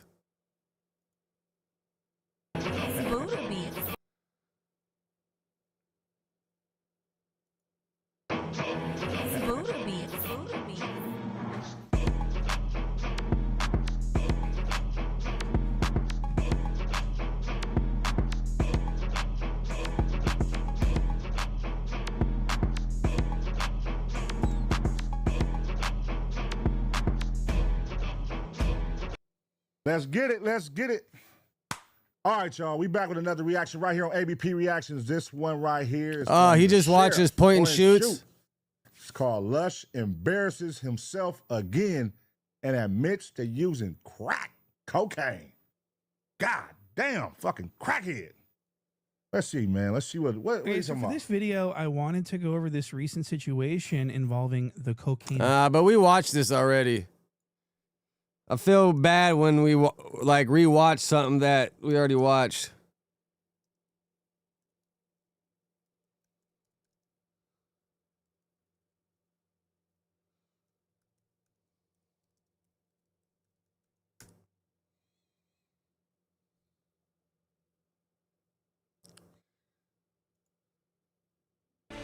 This is CNN breaking news. All right, we do have breaking news. CNN has learned that an arrest has been made in the Washington, D.C., January 6th. Yeah, if you try to go fight Pun, bro, just kick him in the knees, man. Break him down to size, you'll be all right. Because if he get a hold of you, he could probably throw your ass up against the wall. But someone like that, bro, you just got to take out their knees.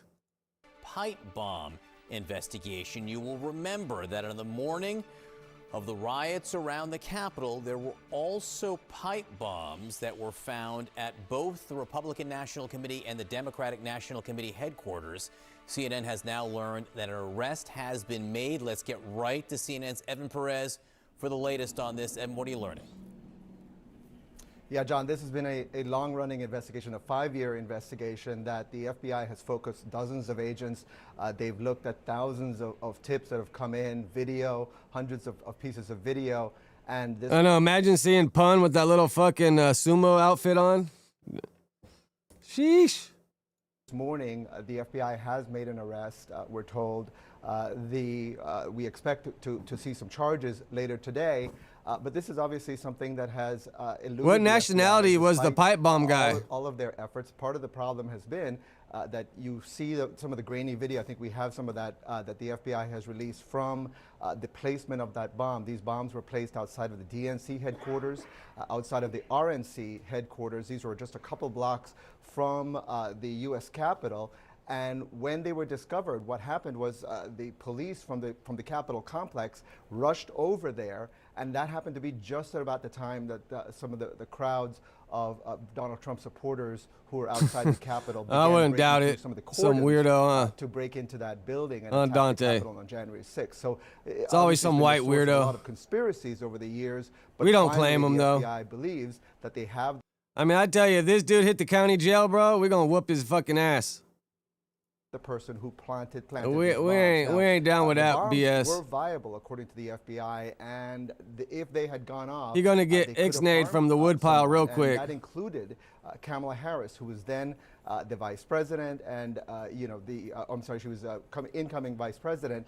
And the concern, obviously, was that she passed about 20 feet away from where one of these bombs was planted near the DNC headquarters. Did any of them go FBI off? has tried everything from releasing different pieces of video from the alleys and some of the streets scenes there. You'll see the bomber walking along the streets. He was wearing some very distinctive black and gray Nike Air Max shoes. The FBI even found that there was about 25,000 of those shoes that were sold around the time of the placement of those bombs, and they still could not find this person. So we'll expect to hear more from the Justice Department later today, possibly some charges against this person, which will explain a little bit about how they went about finally solving this this case. And obviously something that the FBI has been very focused, even the new incoming leadership of Kash Patel and Dan Bongino, they brought in a new team,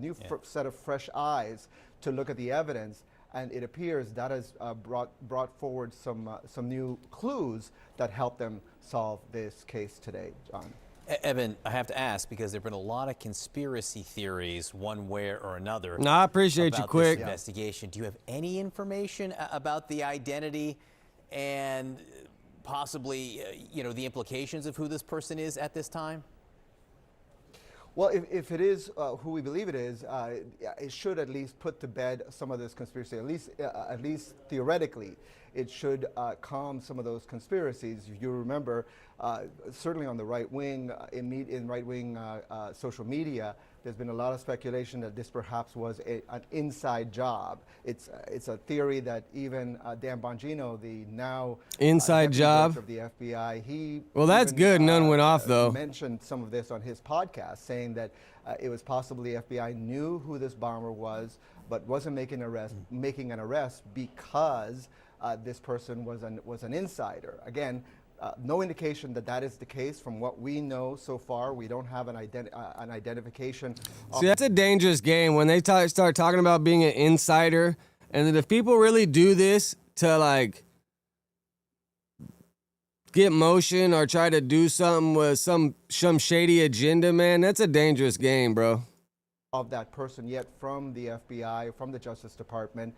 But from everything we know, it seems to indicate that this is not somebody who is an insider. Again, we're waiting to hear more from prosecutors. Yeah, Dante, politics is a dangerous game for sure. Evan Perez, terrific reporting. Obviously, we're standing by for more information. You are working your sources. I am sure we will hear from you soon. In the meantime, I'm joined by CNN legal analyst Elliot Williams. What charges? What kind of charges are we talking about here? Right. It's the explosives, John. It would probably be for, well, what's on the table? The creation of an explosive device, the manufacture of an explosive device, perhaps conspiracy to construct some such thing. And also the potential destruction of property. Now, all of these would be attempts because of the fact that the bomb did not go off. But the individual could be charged for attempted destruction of property. Now, a lot of this will depend on what the FBI actually has. What do you know? Did he send emails? Did he send texts to sort of indicate what his plans were? But we'll see. Let me ask kind of an esoteric question here.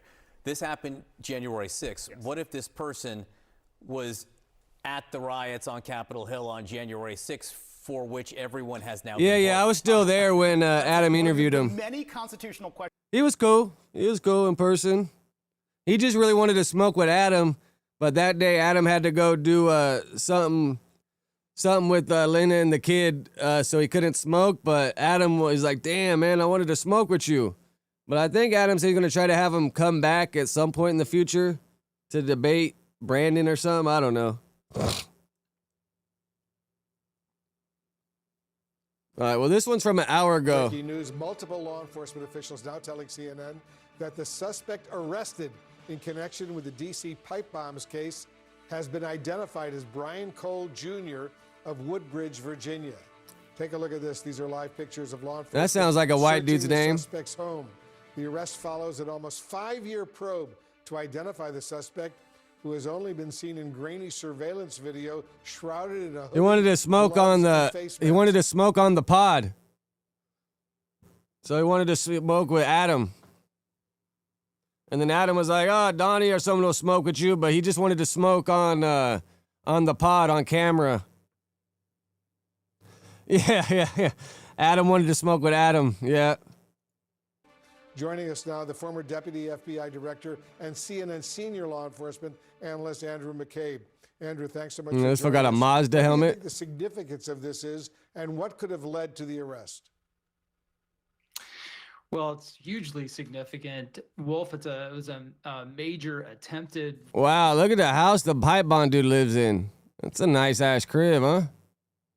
Violent act on the nation's capital, and seemed to be at least circumstantially timed with an attack on the Capitol to stop the certification of the election. So Yeah, all these Brandon's things gonna together, have this to is a not major call crime. people out their name and start making little like stereotypical shit. Like the one thing Brandon could do without is dissing the Latino people and saying all that dumb shit. Like you could have your point of views and you can have all that, but as soon as you want to start stereotyping and saying shit, bro, it's just cringe as hell, man.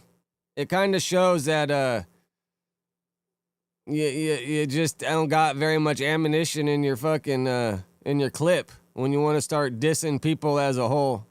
Kind of cringe. That the FBI needed to solve. They did, I think, an incredible job by finding this person. You know, it's not easy to find one person in a nation of 330 million, but the FBI did what they do best. They stayed on this task. Yeah, and Adam be on continued to CNN. whittle away at it for 5 Mockler. years, and today we have an arrest. As for what was the lead that broke this open, we don't know that yet. Hopefully we'll learn more. Yeah, Adam Mockler, the fucking white dude that does all the political shit. Because Adam interviewed him, I don't know, like the week that my last week there or something. Or as the day goes on. No, But it he's was well spoken likely for as sure. a result of some constant going back to the file, constantly going back to the information they had and looking at that information in new ways. That can usually trigger some new leads, and fresh perspective on an old set of facts can often sometimes lead to the breaking open a case like that. As you know, Andrew, Yeah, I guess we should Adam G and Adam M. 5 years ago, law I guess that's how I should released say a it. lot of the video of the suspect walking around Capitol Hill, especially near the Democratic National Committee headquarters, the Republican National Committee headquarters. Why did it take so long to ID the suspect and make this arrest? Yeah, that's what I'm curious about. As you know, Wolf, video capture has become one of the primary tools of law enforcement. We refer to it as kind of crowdsourcing the identification of someone we need to stop. In this case, however, they had a lot of things working against Yeah, I think them. Quick You be can see from the multitasking. video, because of the time of year it was. He was dressed in very kind of amorphous, bulky clothing. He was wearing a face mask and a hood. The face mask, of course, that was typical at the time during in the aftermath of the COVID pandemic. So the video, even though we had a video of the person, Wow, the video didn't Whitakers are include the crazy, sort of huh? I'll pull that up details next. Biometric software uses to identify people from photographs or videos. Those sorts of precise measurements about his face or his standing were, I think, probably hard for investigators, not available from this sort of very grainy, not too detailed video. What do you expect the FBI is now doing with this person in custody?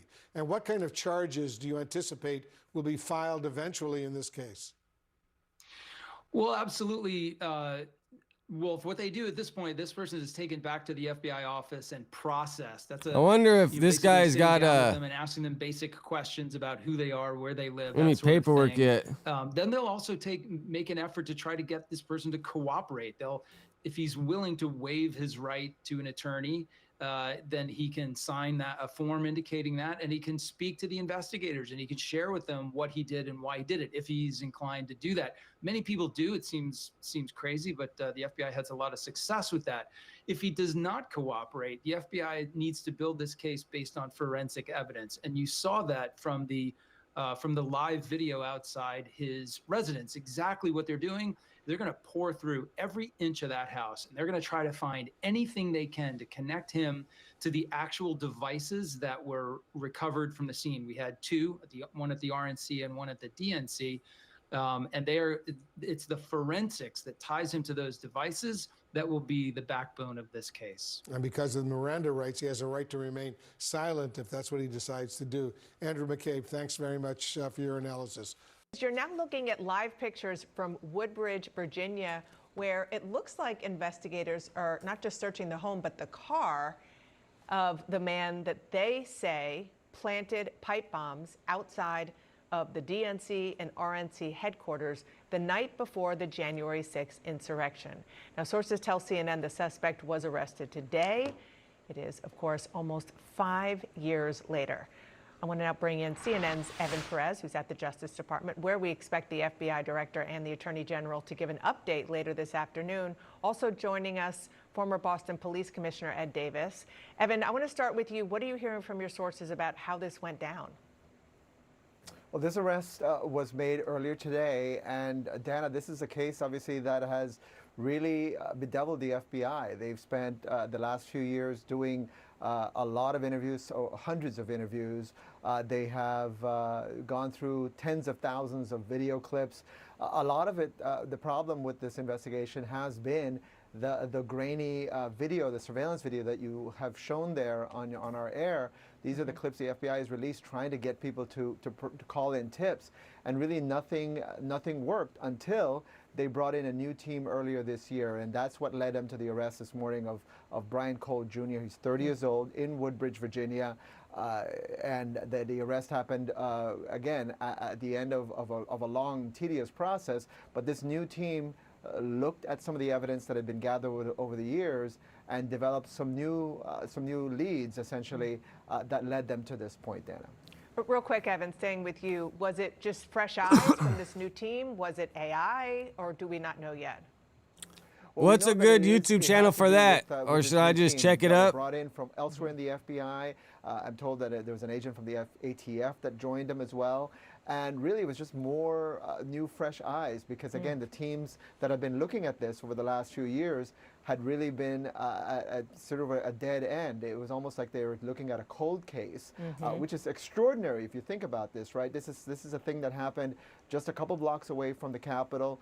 When it happened, if you remember, Dana, it drew police away from the Capitol complex, Brian Cole which is why Jr. There's been so many conspiracies about whether or not the two things were linked and whether that was an intentional. We're going to hear a lot more about the suspect and about the charges that we anticipate in the next couple of hours from the Justice Department. It's so fascinating, Commissioner Davis. It certainly seemed like a cold case, Yeah, but it turns nothing's out they coming were up. working really, really hard for all these years.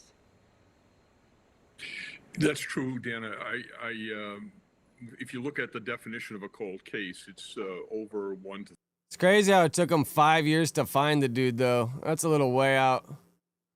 All right, so let's get on to the Epstein shit. Epstein files.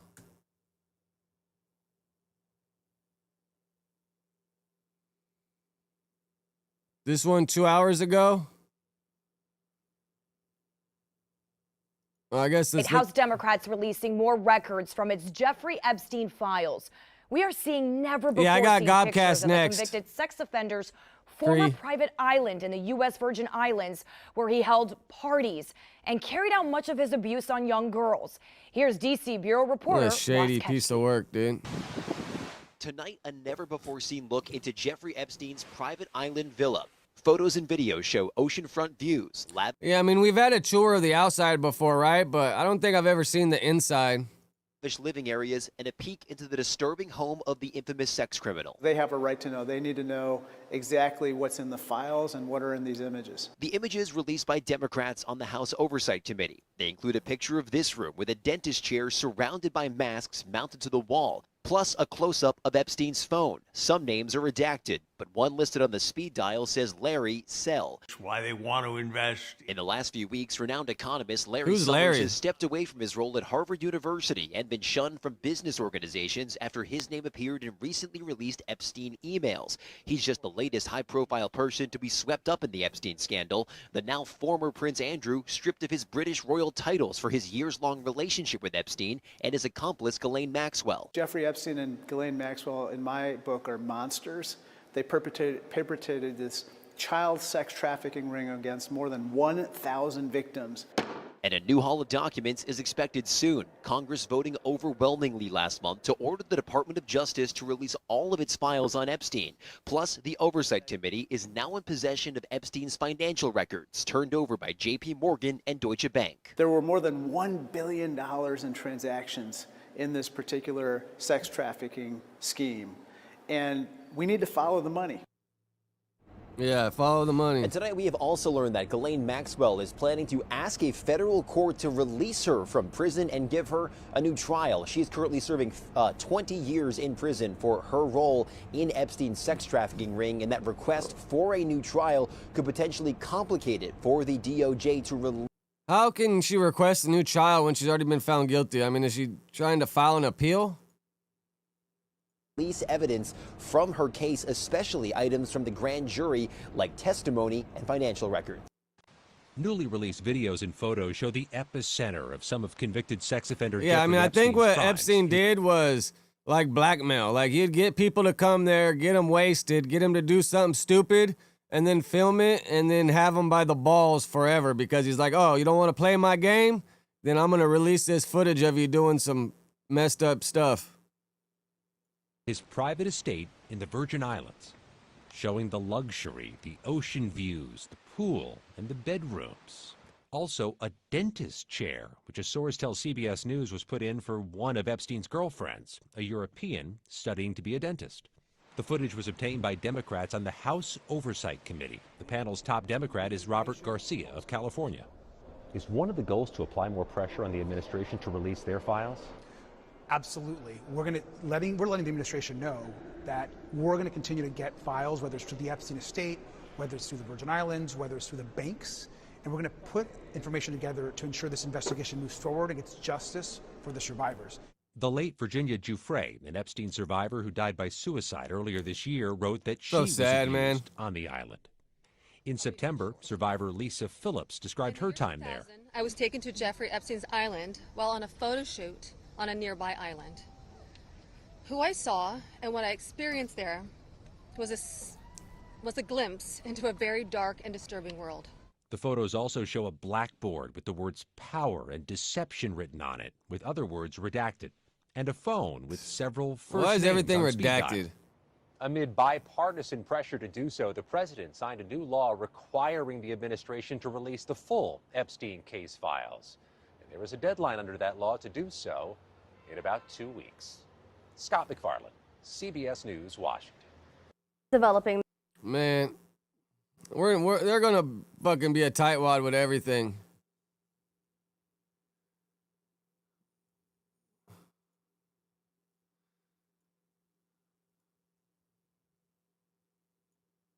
Oh, well, I guess this isn't.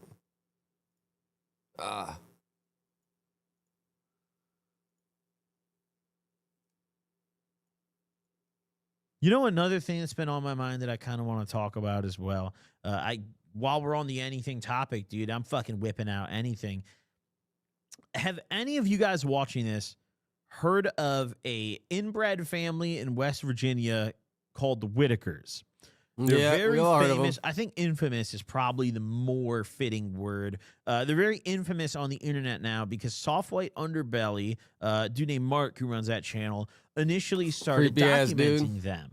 There's a ton of lore behind this family. I'm not going to go super into it, honestly. But the important part is they're a family of legitimately inbred people, like seriously inbred with like a lot of birth defects in West Virginia, and they live effectively in complete squalor. Like they live pretty fucked up lives. Nah, One for of the sure, guys, Dante. They're Ray, just who's trying my to be personal tight with the favorite one, info. Ray doesn't say anything; he just barks. Like they're like that level of they have some serious. They need help, basically. They can't like It's Ray's like not- all like the old like British kings and all them people. They were all inbred back in the day too, when they had like the big old long chins and all that weird shit, because they felt like keeping the bloodline pure, which is a crazy ass concept.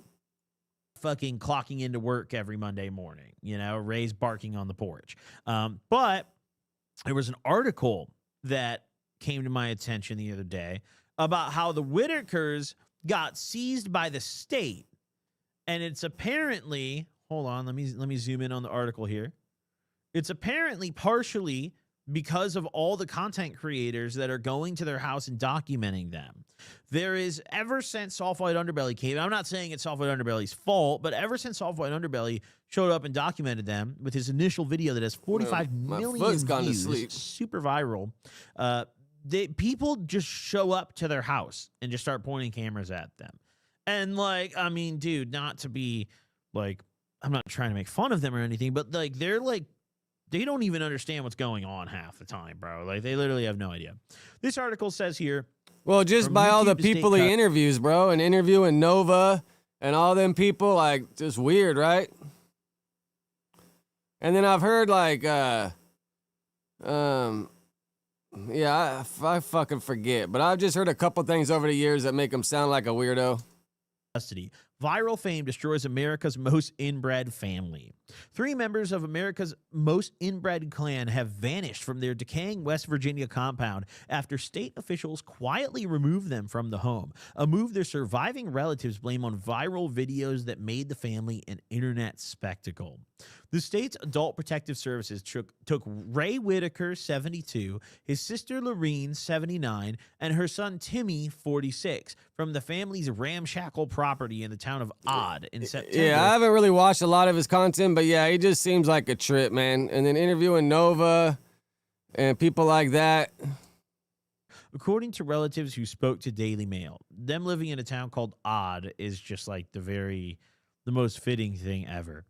Also, for them being extremely imagine living in a town named Odd when you're weirdos. 72 and 79 and still having some energy left is like very impressive. That's pretty crazy. Their sister Betty, who's 73, and brother Larry, 69, told the outlet they were left behind without explanation and said they've had no contact with their loved ones since. Now, there's some pictures of the property they live in here, which is like, it's not a normal house. It's like falling apart. Imagine like you had a house that was in a family for 100 years and every time like there was a hole in the roof, you just put plywood over it. That's like basically what this house is, right? Larry and his sister Betty Whitaker, who are not married, say they don't know the whereabouts of their other 2 siblings and a nephew, is the caption of that picture. They said they were helping them and they couldn't live here no more, Betty said. I miss them a lot. I raised them. I've been staying at home, waiting on a phone call, but that's all I know. They haven't called or let me know nothing, he said. They won't tell us where they at. Officials from West Virginia's Department of Human Services confirmed to the Daily Mail that they were aware of the situation but declined to comment. I mean, he's reading a news article. The Whitakers' inbreeding traces back more than a century to a single marriage between 2 sets of cousins descended from identical twin brothers, which effectively collapsed the family's gene pool. That's like insane levels of inbreeding. Hold on, so let me process this. The Whitakers' inbreeding traces back more than a century to a single marriage between 2 sets of cousins descended from identical twin brothers. So identical twin brothers married cousins, which effectively collapsed the family gene pool.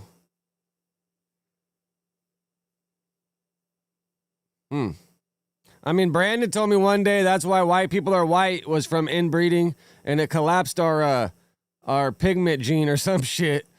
I was like, all right, dude. I guess, I don't know. Fuck it. Twin brothers popped out kids, and then those kids got damn. Yeah, I think Adam interviewed Mark before. That's a deep level of. I wasn't there for that. That's crazy. And I mean, for those of you guys who have never heard of the Whitakers, honestly, you should go look into it because it is fascinating. Like, there's not really much information about inbreeding. Like, I mean, if anybody's been on the internet, they've heard about the Whitakers, Goblin. That's for sure. Everyone knows what inbreeding is. No one's really seen inbred people, especially in the modern day.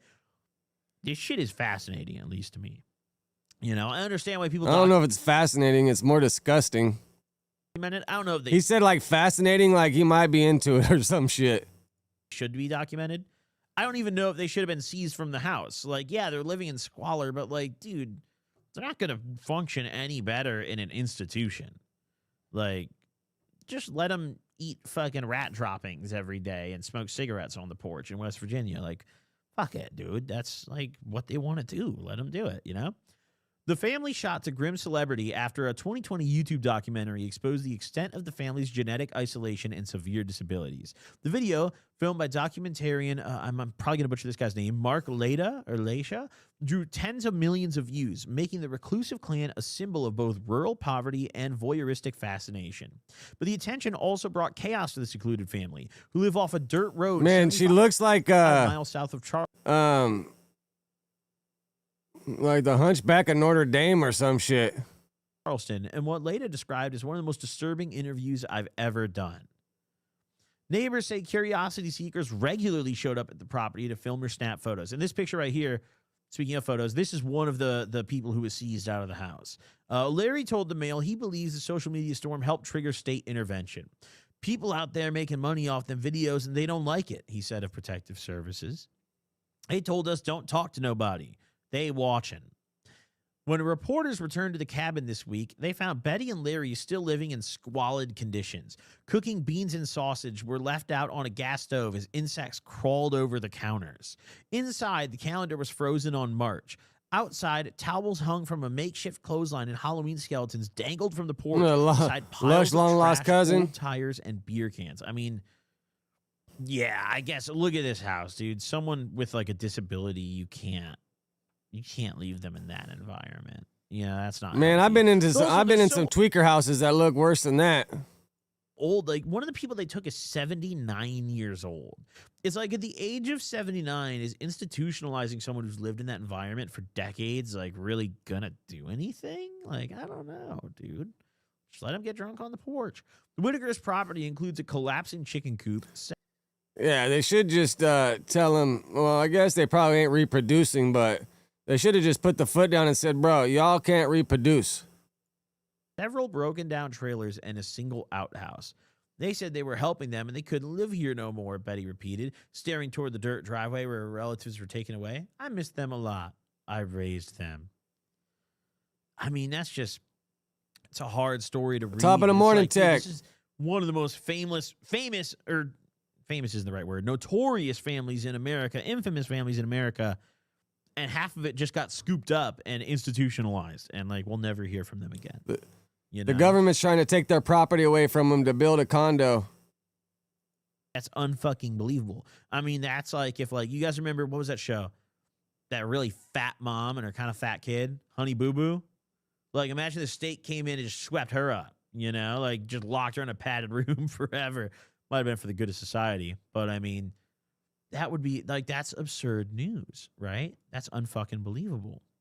Either way, next up on the call list today, getting back on topic. Now that I got that off my mind, we have quite a few interesting calls, but specifically, we have a guy who claims he almost went to assassinate his boss, and he only got stopped by. All right, well, so we got, how much more time we got? We got like 30 minutes. Let me see if I got anything else over here.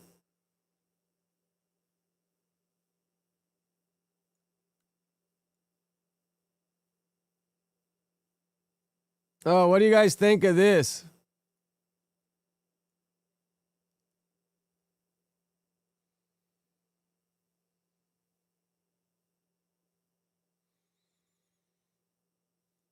No, yeah, I believe in evolution too.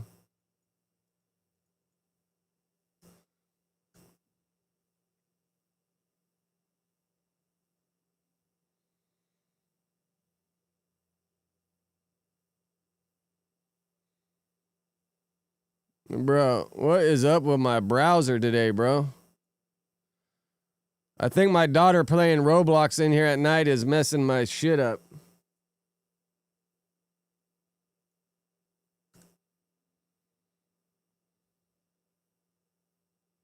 Burdensome, horrible, actually. What do y'all think? Is this good or bad? Cafe standards that imposed expensive restrictions and all sorts of problems, gave all sorts of problems to automakers. And we're not only talking about here, we're talking about outside of our country, because nobody could do it. Nobody wanted to do it, and it was ridiculous. But if you want to, like, fuel economy standards, like, bro, we need cheaper gas if you're trying to bring back cars that guzzle gas. We need cheaper gas, dude. I couldn't imagine having a car that gets 10 miles to the gallon and have to fill it up with fucking $4.50 worth a gallon of gas. Because in California, it's like, bro, it's like $4.50 a gallon. Just crazy. Expensive. It put tremendous upward pressure on car prices. Combined with the insane electric vehicle mandate, Biden's burdensome regulations helped cause the price of cars to soar more than 25%. And in one case, they went up 18% in 1 year. Today, we're taking one more step to kill the Green News scam. It's part of the greatest scam, probably, well, other than Russia, and a few others I could name.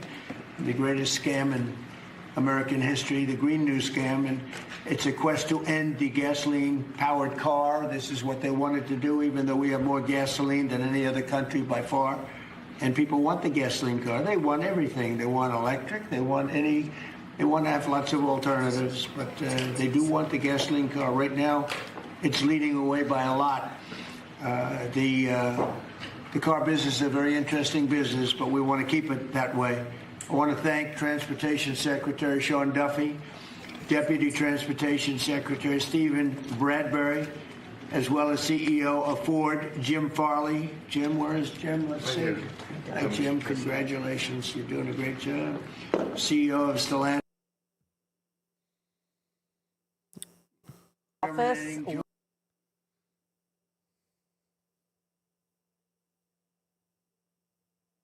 Damn, I wish gas was $2.99 here. Cost me fucking like $80 to like $76 to fill my gas tank, bro. It's crazy.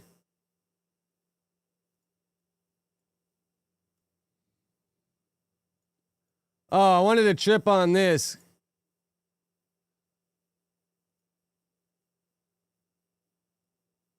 Oh, man.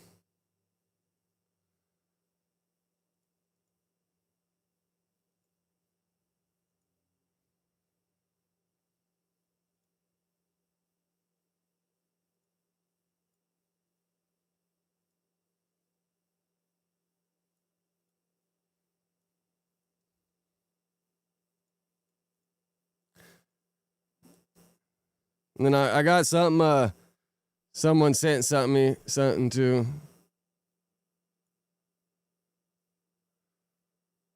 Oh, this damn thing.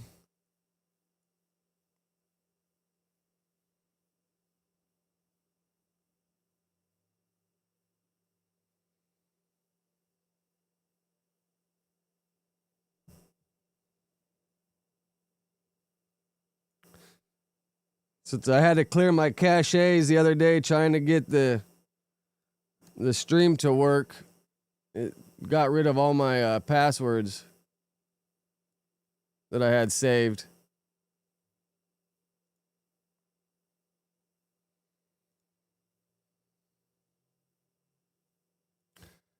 Oh my goodness. Why is it giving me so much drama?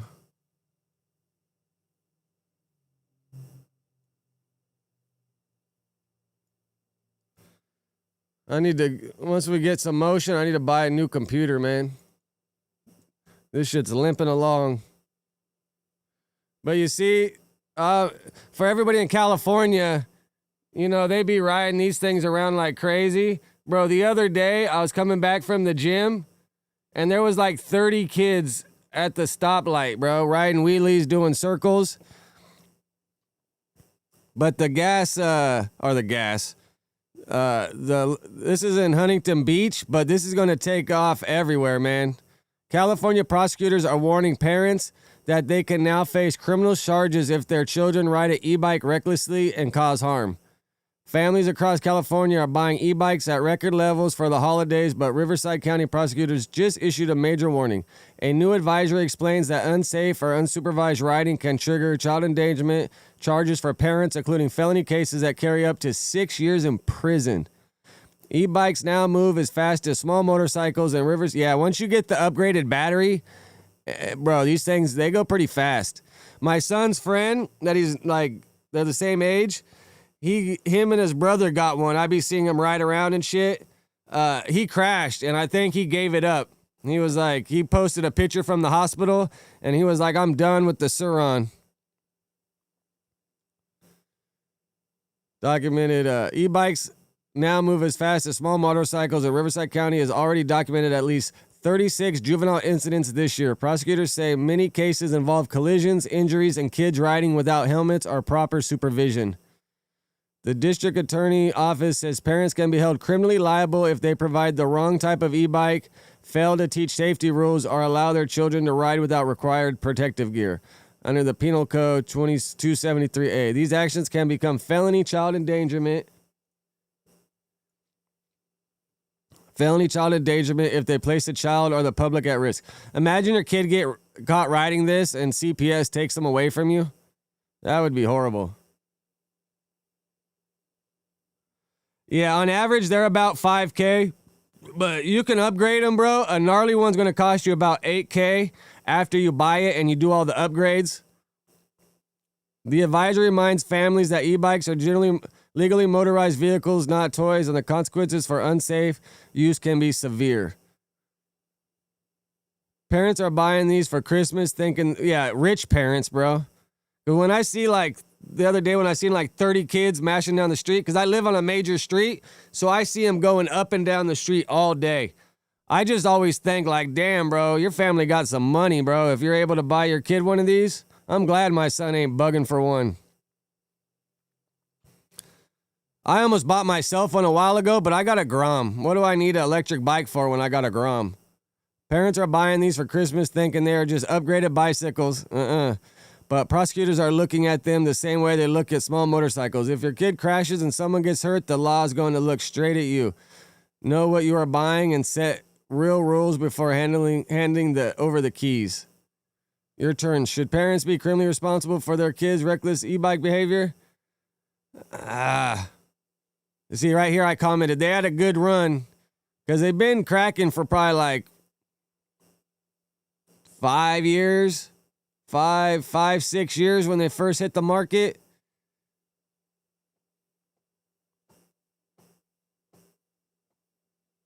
No, for sure, Sev. All the YCs and YMs be having e-biker gangs. For sure, bro. Sometimes you see a whole squad of them, bro. And the other day when they were riding, like, they were doing wheelies and all kinds of shit. I was actually proud of them. Like, damn, y'all was getting your skill up. But when you start running red lights and everything, being youngsters, you know, the cops are going to step in and start to do something.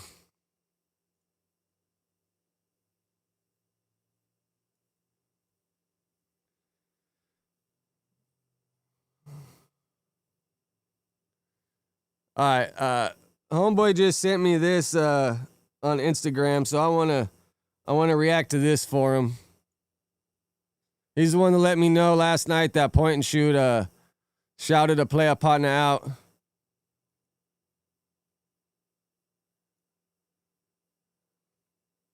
This kind of actually sounds a little crazy. 2025, officers were called to a TSA checkpoint at Orlando International Airport after a man was traveling with a suspicious bottle, supposedly medicine for his bronchitis.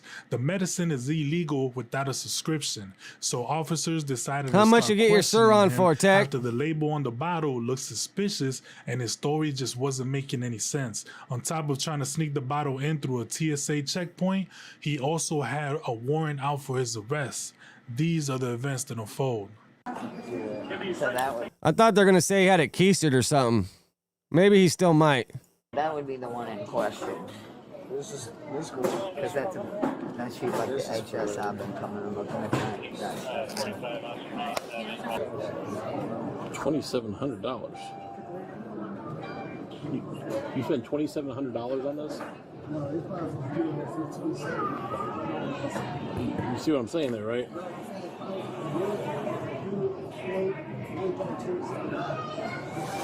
Okay, I'm just saying. With the thing is that. Why did you get a Daytona prescription when you live in Georgia? Huh? You live in Georgia, right? Yeah. Why do you have a Daytona? I moved from down here, so my address came. They just froze my doctor over. I just got it today.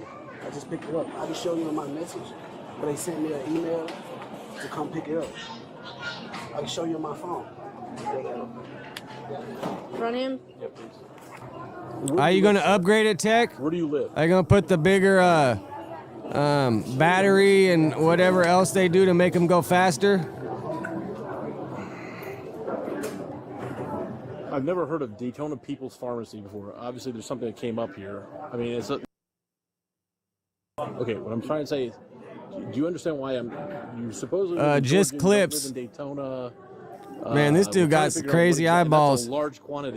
But to do these guys do FOIA requests.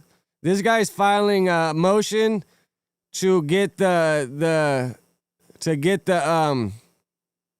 footage from the police department or TSA. These guys are doing FOIA requests to get stuff like this. I mean, you can react to it, but this guy probably did the FOIA request to get this. He probably read the news article and then hit the police station or TSA with a FOIA request for the video. And then once he gets the video, or a lot of these pages that do body cam from the cops, a lot of them are actual cops or TSA agents that work there and know it'd be a good story. Like that one Midwest guy, I've heard he's a cop. So that's how he knows what good videos to get. Of that substance. But I can show you my phone. For bronchitis, you're not normally given a large quantity like that. I can show you the phone, sir. Show me what in the phone? What would you show me? Text message that they sent to me from Daytona Pharmacy.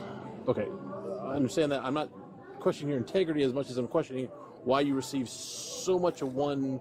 I mean, if you do stuff like this, you could pretty much do it on your phone, screen record it, for bronchitis. and then do an audio layer, and then Canva or whatever little editing program. You just put the audio that you record on your phone over the video.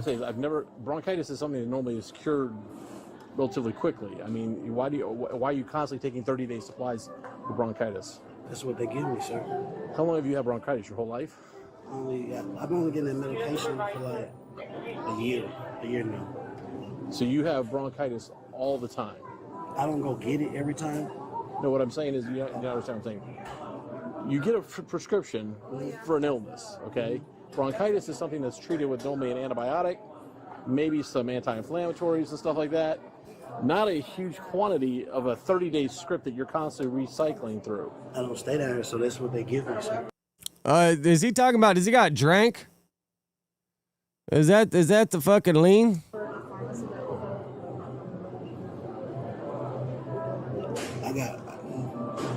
I got messages from them telling me to come get it. And I can show you this, like, this no, is that a pint? Scam, it's no fraud. Like, I can show you this black and white. How long have you been taking this, sir? I've been taking this for a couple years. A couple years. Before it was a year, now it's a couple years. No, you said how long I've been taking it. Yes. I've been taking it for longer than that. Why? I mean, do you have damage to your lungs or something? No, I don't have no damage to my lungs. Bronchitis is not.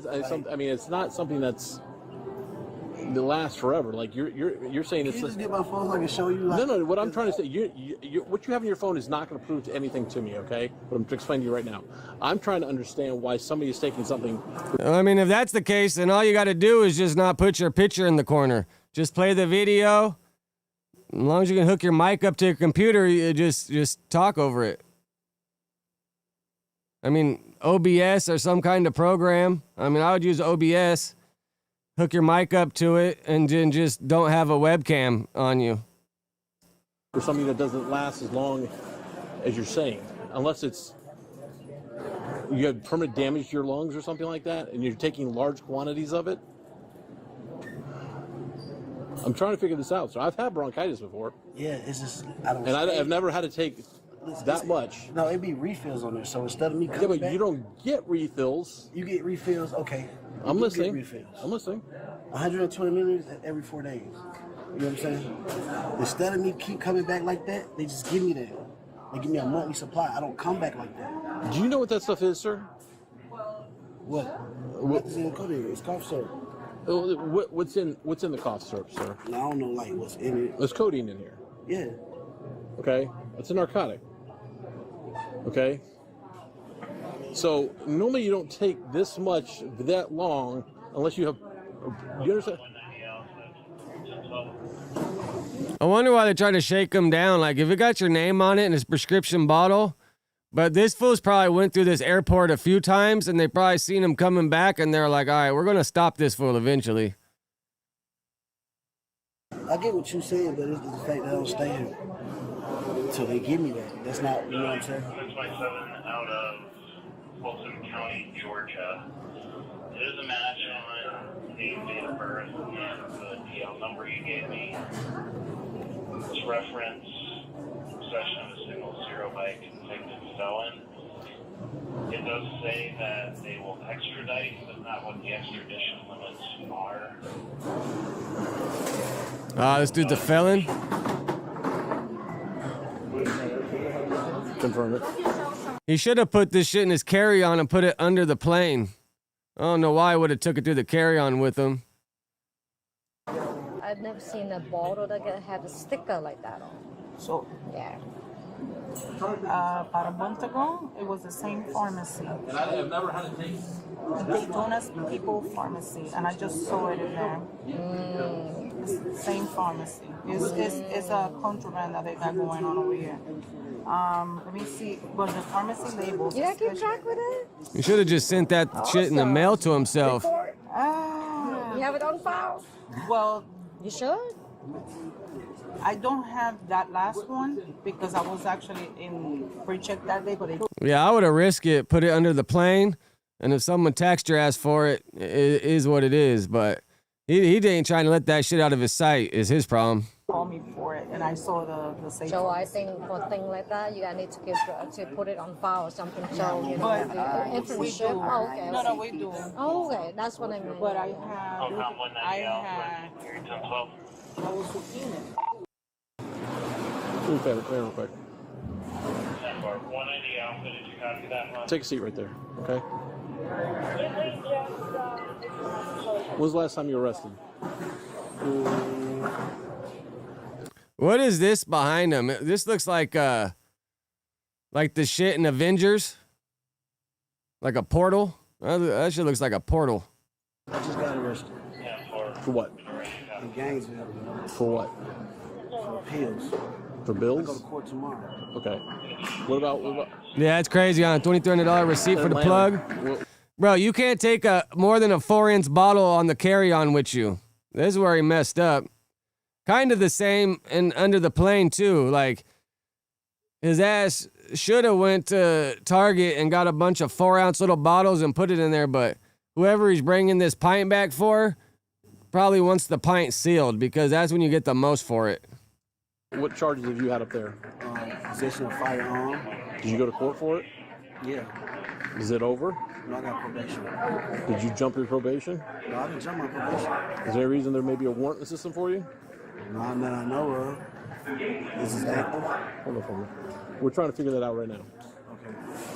And that's what we're trying to figure out right now. Because that exact charge and you, they're right now saying you have a possible warrant. Okay. When's the last time you dealt with something on that case?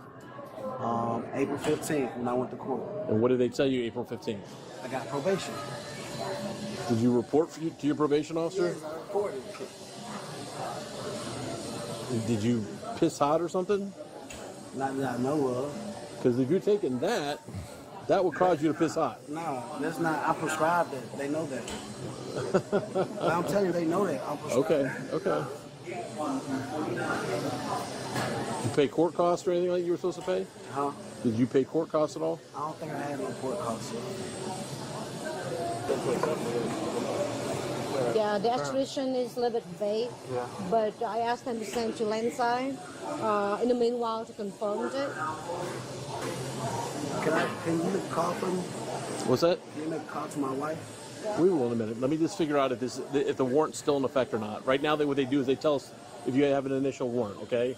And then we tell them they have to call the jurisdiction itself in Fulton County right now to find out if that warrant's still supposed to be active. Did you have a warrant prior to your court date on April 15th?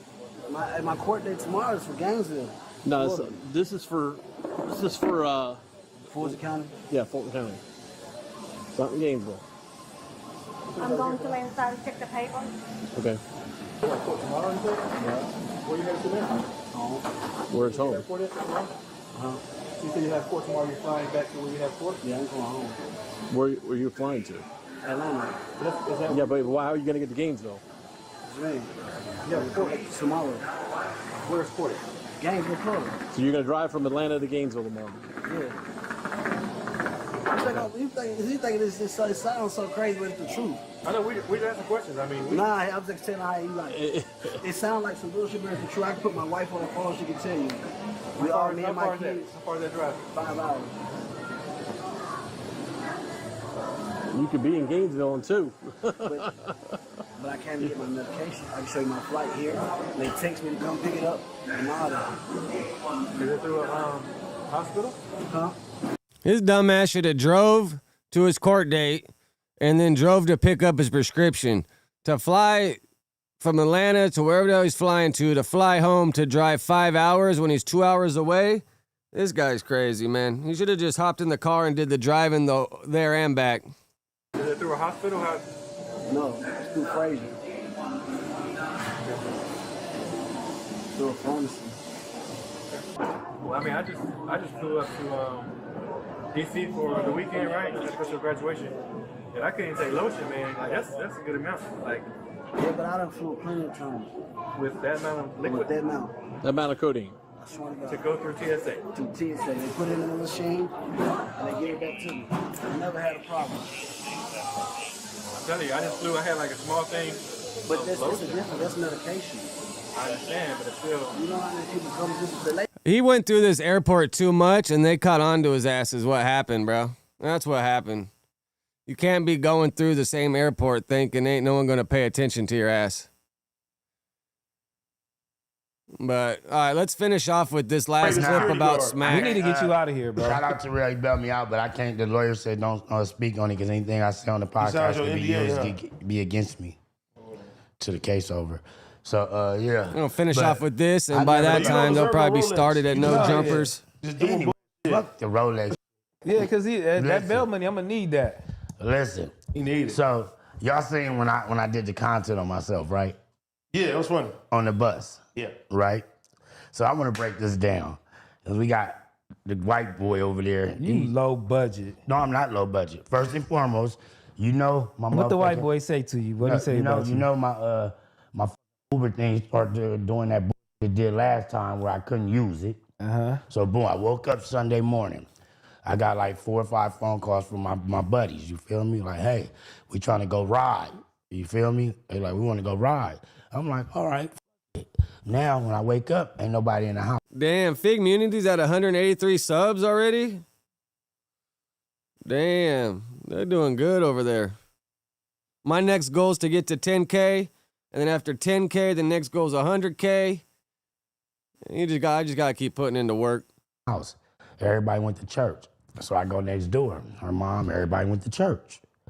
So I'm like, instead of bothering people calling around for a ride, I'm like, let me jump on the bus, man. You feel me? That was your. I don't know why they're hating on Smack for hopping on the bus. Like, he just, yeah, like, what's the big deal? Everybody think they better than the bus? First thought? Yeah.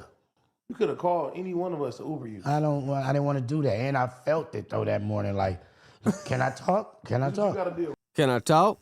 Why you laughing, man? Okay, tell me when y'all through. Go ahead. Tell me when y'all through. Smack seemed like he's a little stressed out. Could've called any. And it's like, bro, it's like these three versus him. They're sitting on the other side, and then he's like the child in detention or something, trying to like tell his story. By my mama's sister, anybody would have came and got me. But for some reason, I'm like, I ain't rode the bus in middle school, bro. Let me just around and see what this feels like. And I jumped on the bus on a Sunday on my mama, and I had fun on that. It was only 2 rides. One stop, boop, and got off. And I timed everything. Got on the next one, boom. And I was at my destination. It wasn't nothing. How long was it? Like 7, 8, 9 minutes. You feel me? One bop straight ahead, and boom, because there wasn't nobody on the bus. It was 2 Hispanics on the bus when I got on there. They got off 2 stops after that. Then a black dude get on the bus. Somebody called me. He recognized my voice, and it's, look how much of a small world it is. He was on his way to work. He worked with traffic. Yeah, So who knows? Quick favoritism probably came into play or something because, right? You know, How just ain't with the extra shenanigans that they're all up to. No, I made the video way before that, bro. Can I talk? So boom, I got there. Boom, got on the next bus. The bus driver was like, "Oh, Smack." Hold on. So you had to get off a bus and then go to another bus stop and go another direction. Yeah. Oh, you loser. Come on, no, go ahead. Nipsey did it. Y'all didn't say no when Nipsey rode the bus. Y'all didn't say when Nipsey did it. Right On this video shoot? You ain't Nipsey. Y'all didn't say no when he did You're it. Smack trying to get to your motorcycle. Y'all didn't say no when he went on the red line and the blue line. Nah, I pick up what you're putting down quick. So boom, I get to the next one and timing was perfect. Boom. When I got off that one, the next one when I'm going across the light, the next one come. Boom. I mean, I did that shit for a long time, and that was my main gig, so I could do that shit damn near with my eyes closed. It takes a little. It's like playing it. No, it's not the hardest thing in the world, but it's almost like playing an instrument. First, you got to understand how people talk, and then you got to be ready to switch according to how people talk. Like Adam talks, finishes sentence, and then stops, and then lets the other people talk. Now, sometimes when people want to keep interrupting and going back and forth, it gets a little hard. But at that point, you just go wide. Like you click to each one, and then when it kind of goes back and forth or a debate, you click wide to pull out and let it settle, and then you go back to, single cams. Boom. I got on there. He's like, oh, smack. And then, like, just understanding what Adam likes and what he wants. It took me a little bit to, like, learn, but I figured out what Adam likes, what he wants, and when he wants it. So I could already have something ready before I knew what Adam was going to want me to do or ask. Y'all content, boom. I got on there free and got off at Barney House, got my bike, and was in the wind. Please put us on full cam. Look at these 3 people right here. We don't need to be associated with this type of. But what's Matt go to jail for? Is he going to tell us that? Here, man. This type of shit over here, way over here. We don't need to be associated with this shit. He in that seat today. Man, yeah, dog. Put him over here. Look how Duno looking at that. He got a Rolex. He a whole. They'll learn. You just got to pick up what Adam's putting down, you know? We don't need to be associated with you, dog. Why come you don't buy like a daily, like a daily whip? Like I have the Mercedes, but I also have the Honda. Get like a little daily where, like, in case you do. So crazy how small Duno's legs look. Like he got a big old upper body and then like little tiny dangling legs. Leave your bike somewhere you can at least have the And then he like wiggles his feet in the wind. No, old girl has a car. I got a car. Then why didn't you just wanted to take the bus? I just wanted to take the bus. No, I just really wanted to take the bus. I'm like, he thought it would be good content to hop on the bus or something. It's Sunday. Let me just. At one point I thought like, oh, it'd be kind of cool. Take the bus to No Jumper and then interview people along the way. I think people would be into that. But yeah, after I thought about it, I'm like, bro, I'm not about to spend an hour on the bus just to try to talk to people. But if somebody did it, I think that would be good because you'd be interacting with different people all day. And if you had a bunch of good questions to ask random people, that shit would go up. Just hop on this. Ain't nothing but right there, boom, right there, and I'm there. So it was that simple. Should have took a scooter. Scooter would have been more player. Hell no, that took longer. I don't know if they have those little rental scooters over there by Smack's pad. Maybe. No, hell no. You passing up the bus? That gotta stop at them stops. Yeah, you definitely passing that. I'm more safer on the bus than a scooter. But then you talk about riding a Harley, but you can't ride a scooter. Like, oh my God. Don't they call Harleys the scooter? Don't they call Harleys the grown man scooter? Put your helmet on. Hell, and got on that. Sorry where the bike was at.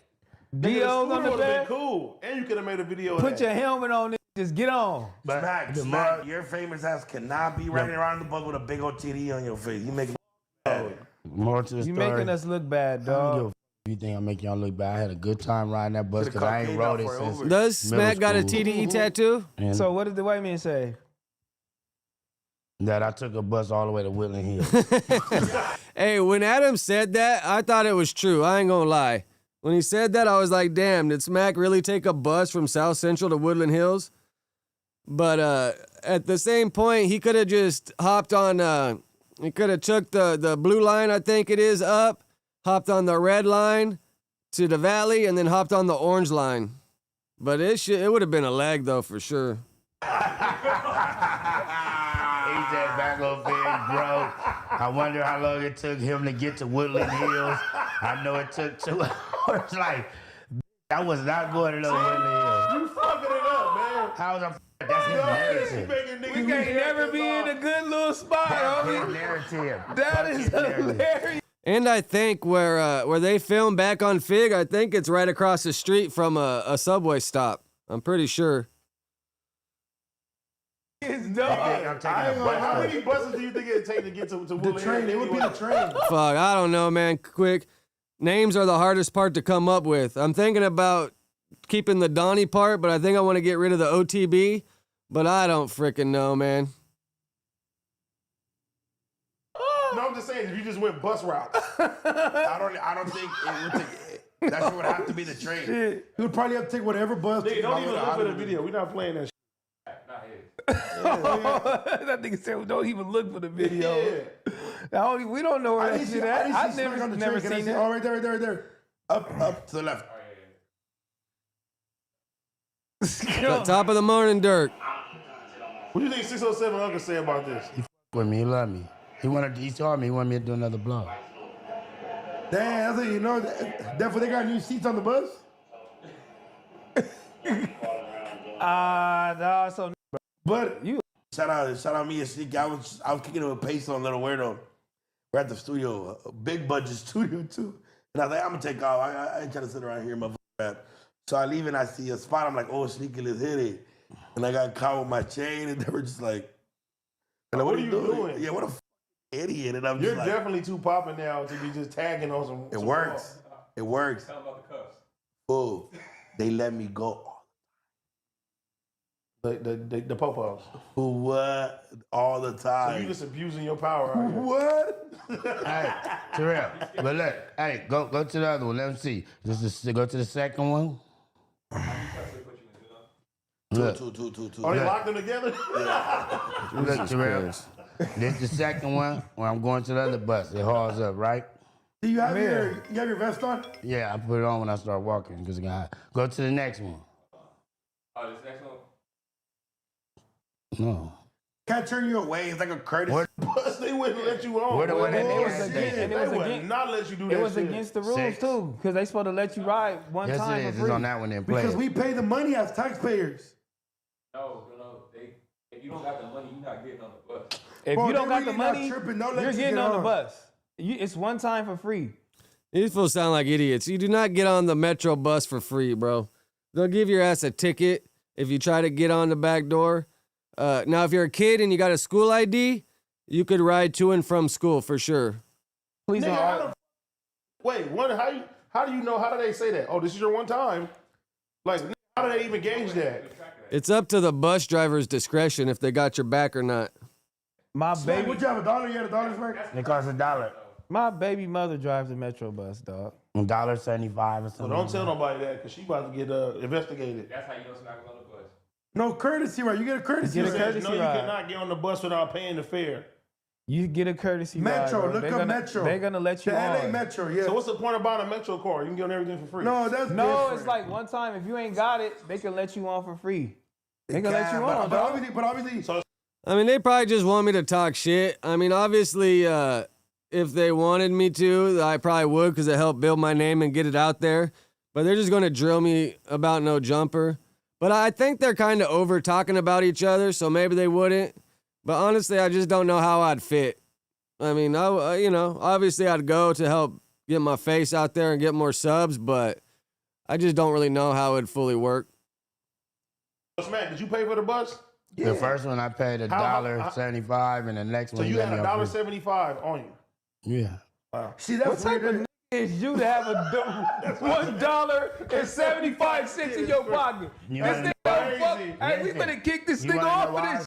I knew I was No, going to AD was actually the only one smart on that by saying they don't do courtesy rides. catch the bus, so I went to my dresser, got some change, and had some dollars. Bitch, I don't got no $1.75 in my drawer. I don't have no quarters. I got a gang of quarters in my dresser. It may be a dime somewhere in the house. I got a gang of coins in my dresser because when I break money, I take it out my pocket, throw my coins in the dresser. What are you talking about? Bro, you still a kid. Back in the day, the bus was $1.10 to get on and then 25 cents for a transfer. Okay. Ain't no way. That's your bank. You putting quarters in the piggy bank. It's right there in the corner of his dresser. I know all No, that. Sav, you took It's the right there in like corner of public his dresser. public transportation to the border. What's up with this nigga? You know? I ain't gonna lie. I ain't gonna lie. If I got a piggy bank, You got a piggy bank? You look like a piggy bank. I got the Blasey one. I put my quarters in there every time I need some change. I don't even use it. I just open the shit from the bottom and they come out. Nah, I don't think Adam will strike me. I think he still fucks with me. But that's why I've been a little leery on watching a bunch of their stuff because last thing I want is, fucking someone to get mad and start hitting me with strikes. Oh, I don't even use that shit. So they just look for decoration. Literally all the things I ever get, like if I have like, Is that SpongeBob thing? No, it's a $1 million one. Duno looks like SpongeBob. the money one. The $1 million little thing. I got the little, what's it called? Big Bank, whatever his name. I ain't gonna, for the first time in a long time, the ice cream came by my house. I ain't had no dollars, nothing, and I want to go down. I was like, hey, bro, y'all take Zelle? Because, you know, they upgrading now. Now they got their own shit. They got Zelle with the ice cream truck now? He didn't, though. He did it. He did it for sure. So I was like, hold on, give me. And then I went like this. And they had some, and I just opened it, and the cap was like $5. I chose with cheese, only $3. You spent $5 at the ice cream? $3. That's Bro, what ice cream? $5 at the ice cream truck is baller shit. For sure. Oh, nice, Sure. That's crazy. That's some baller shit. Nigga going to the ice cream truck with $5. Tap pay though. Tap pay at the ice cream That's truck? fire. That's sick. They need that, though. You need that. Yeah. Bro, it's put my They're talking. Did Smack go to jail, bro? Why they put jail on here? Like they trying to clickbait her ass? I'm just trying to ride it out till the No Jumper show starts, and then we out of here. You know what? Bro, let's talk about the Diddy shit. You guys watched the Diddy documentary yet or no?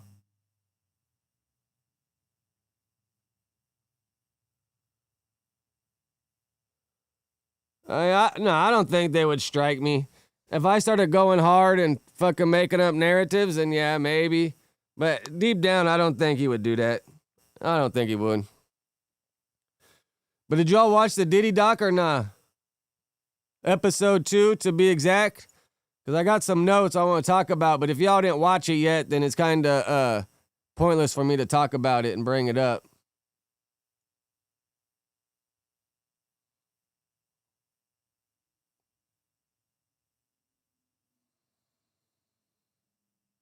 Yeah, I don't know where Joe Mac been.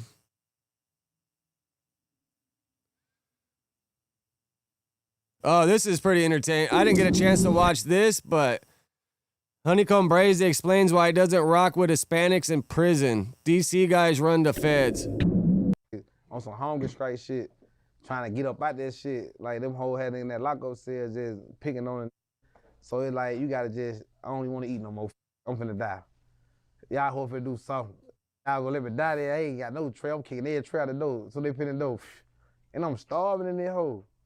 I'm trying to get niggas slimy Doritos on the door, bitch, slimy some chips, bitch, I ain't ate nothing. But I got to book on these folks so they can respect me. Cause if you don't book, like, the only way to get some attention, you can't eat. If you eat, you'll get no attention. You better hold your eating. As long as you eat them 3 meals a day, they don't care about nothing else. When you stop eating, they gotta lock in on you. Hey, I ain't eating nothing. I don't want no water. I don't want nothing. I'm ready to die. Fuck, I can't do it. You know? Was there ever a situation where somebody tried to check you? Yeah, I done been trying to check, but I don't know check shit. Like, never been checked.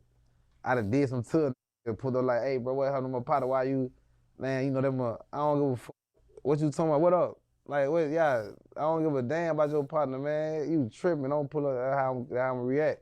Unless you just know they're respectful. But you gotta be like, man, I'm my little cousin, come on, he from the hood, I'm my little cousin, bitch, hand on that. I done spared though, cause I knew like, they might be a nigga like Bo. We might be No, yeah, for sure. Please turn on Bo my nigga, Bo like, I'm out of the fucking notifications. Get into it, but me and Bo can swatch it, cause we really f each other.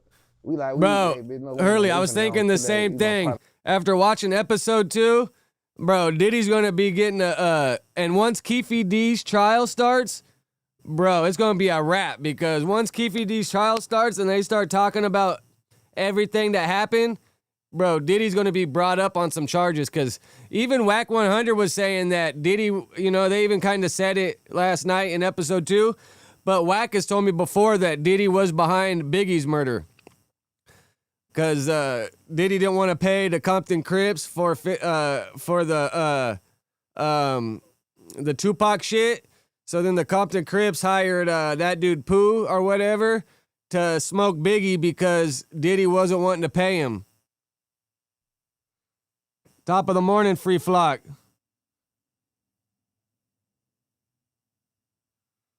I doubt. I don't know how Adam would take down Almighty's channel. Like, Almighty didn't react to No Jumper stuff. It was probably one of his other haters. But who knows? I mean, Almighty didn't react to no jumper shit, so Adam can't really strike it. You gotta watch no jumper content for Adam to be able to strike anything. No, for sure. Yeah. Diddy like lined them up. And then they were supposed to fly out to London that morning, and Diddy was like, "No, I'm throwing a party because I want to make it known that we're here." Man, Diddy, bro, after watching the documentary, just like, fuck that fool. And Biggie was one of my favorite rappers, so just to hear how he played him, even the Rolling Stones cover, how Biggie had it after he passed, and then Diddy stepped in and was like, no, I have an album coming out. I want that.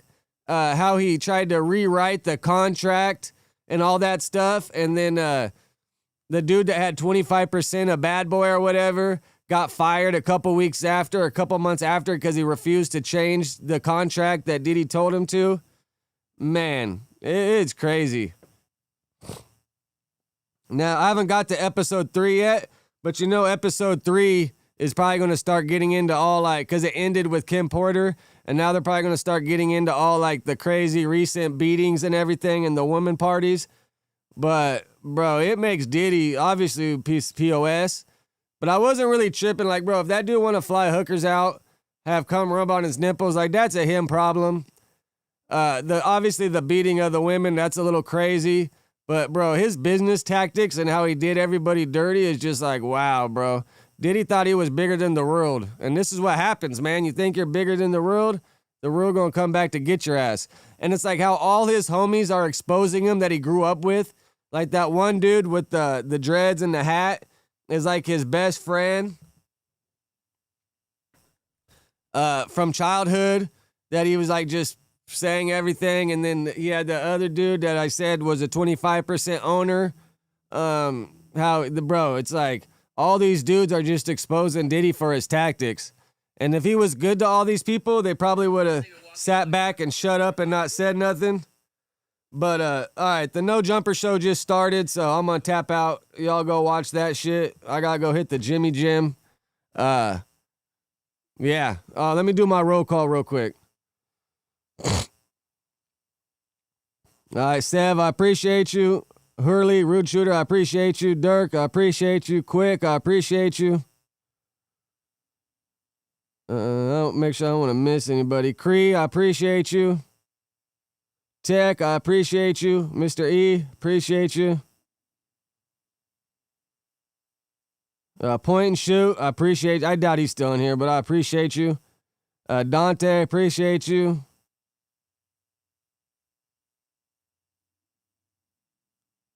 Who else we got? Definitely appreciate all y'all. Anybody that subbed in the last 24 hours, I appreciate you. Once again, shout out to Just Clips and Point and Shoot for helping a brother out.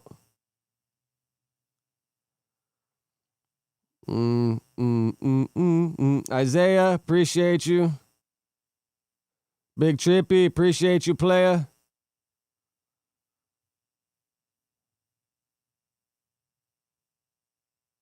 At one point, man, this is going to get too big for me to fucking scroll through it. Christian, appreciate you. Mr. E, I got you, right?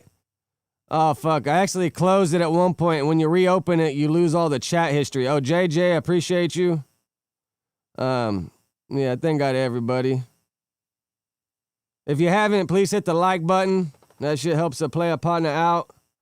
But yeah, we'll be back tomorrow for show though. Go watch the No Jumper show. They got Lush, Suspect, TF, and Tam on there. All right, I'm out of here. Deuces.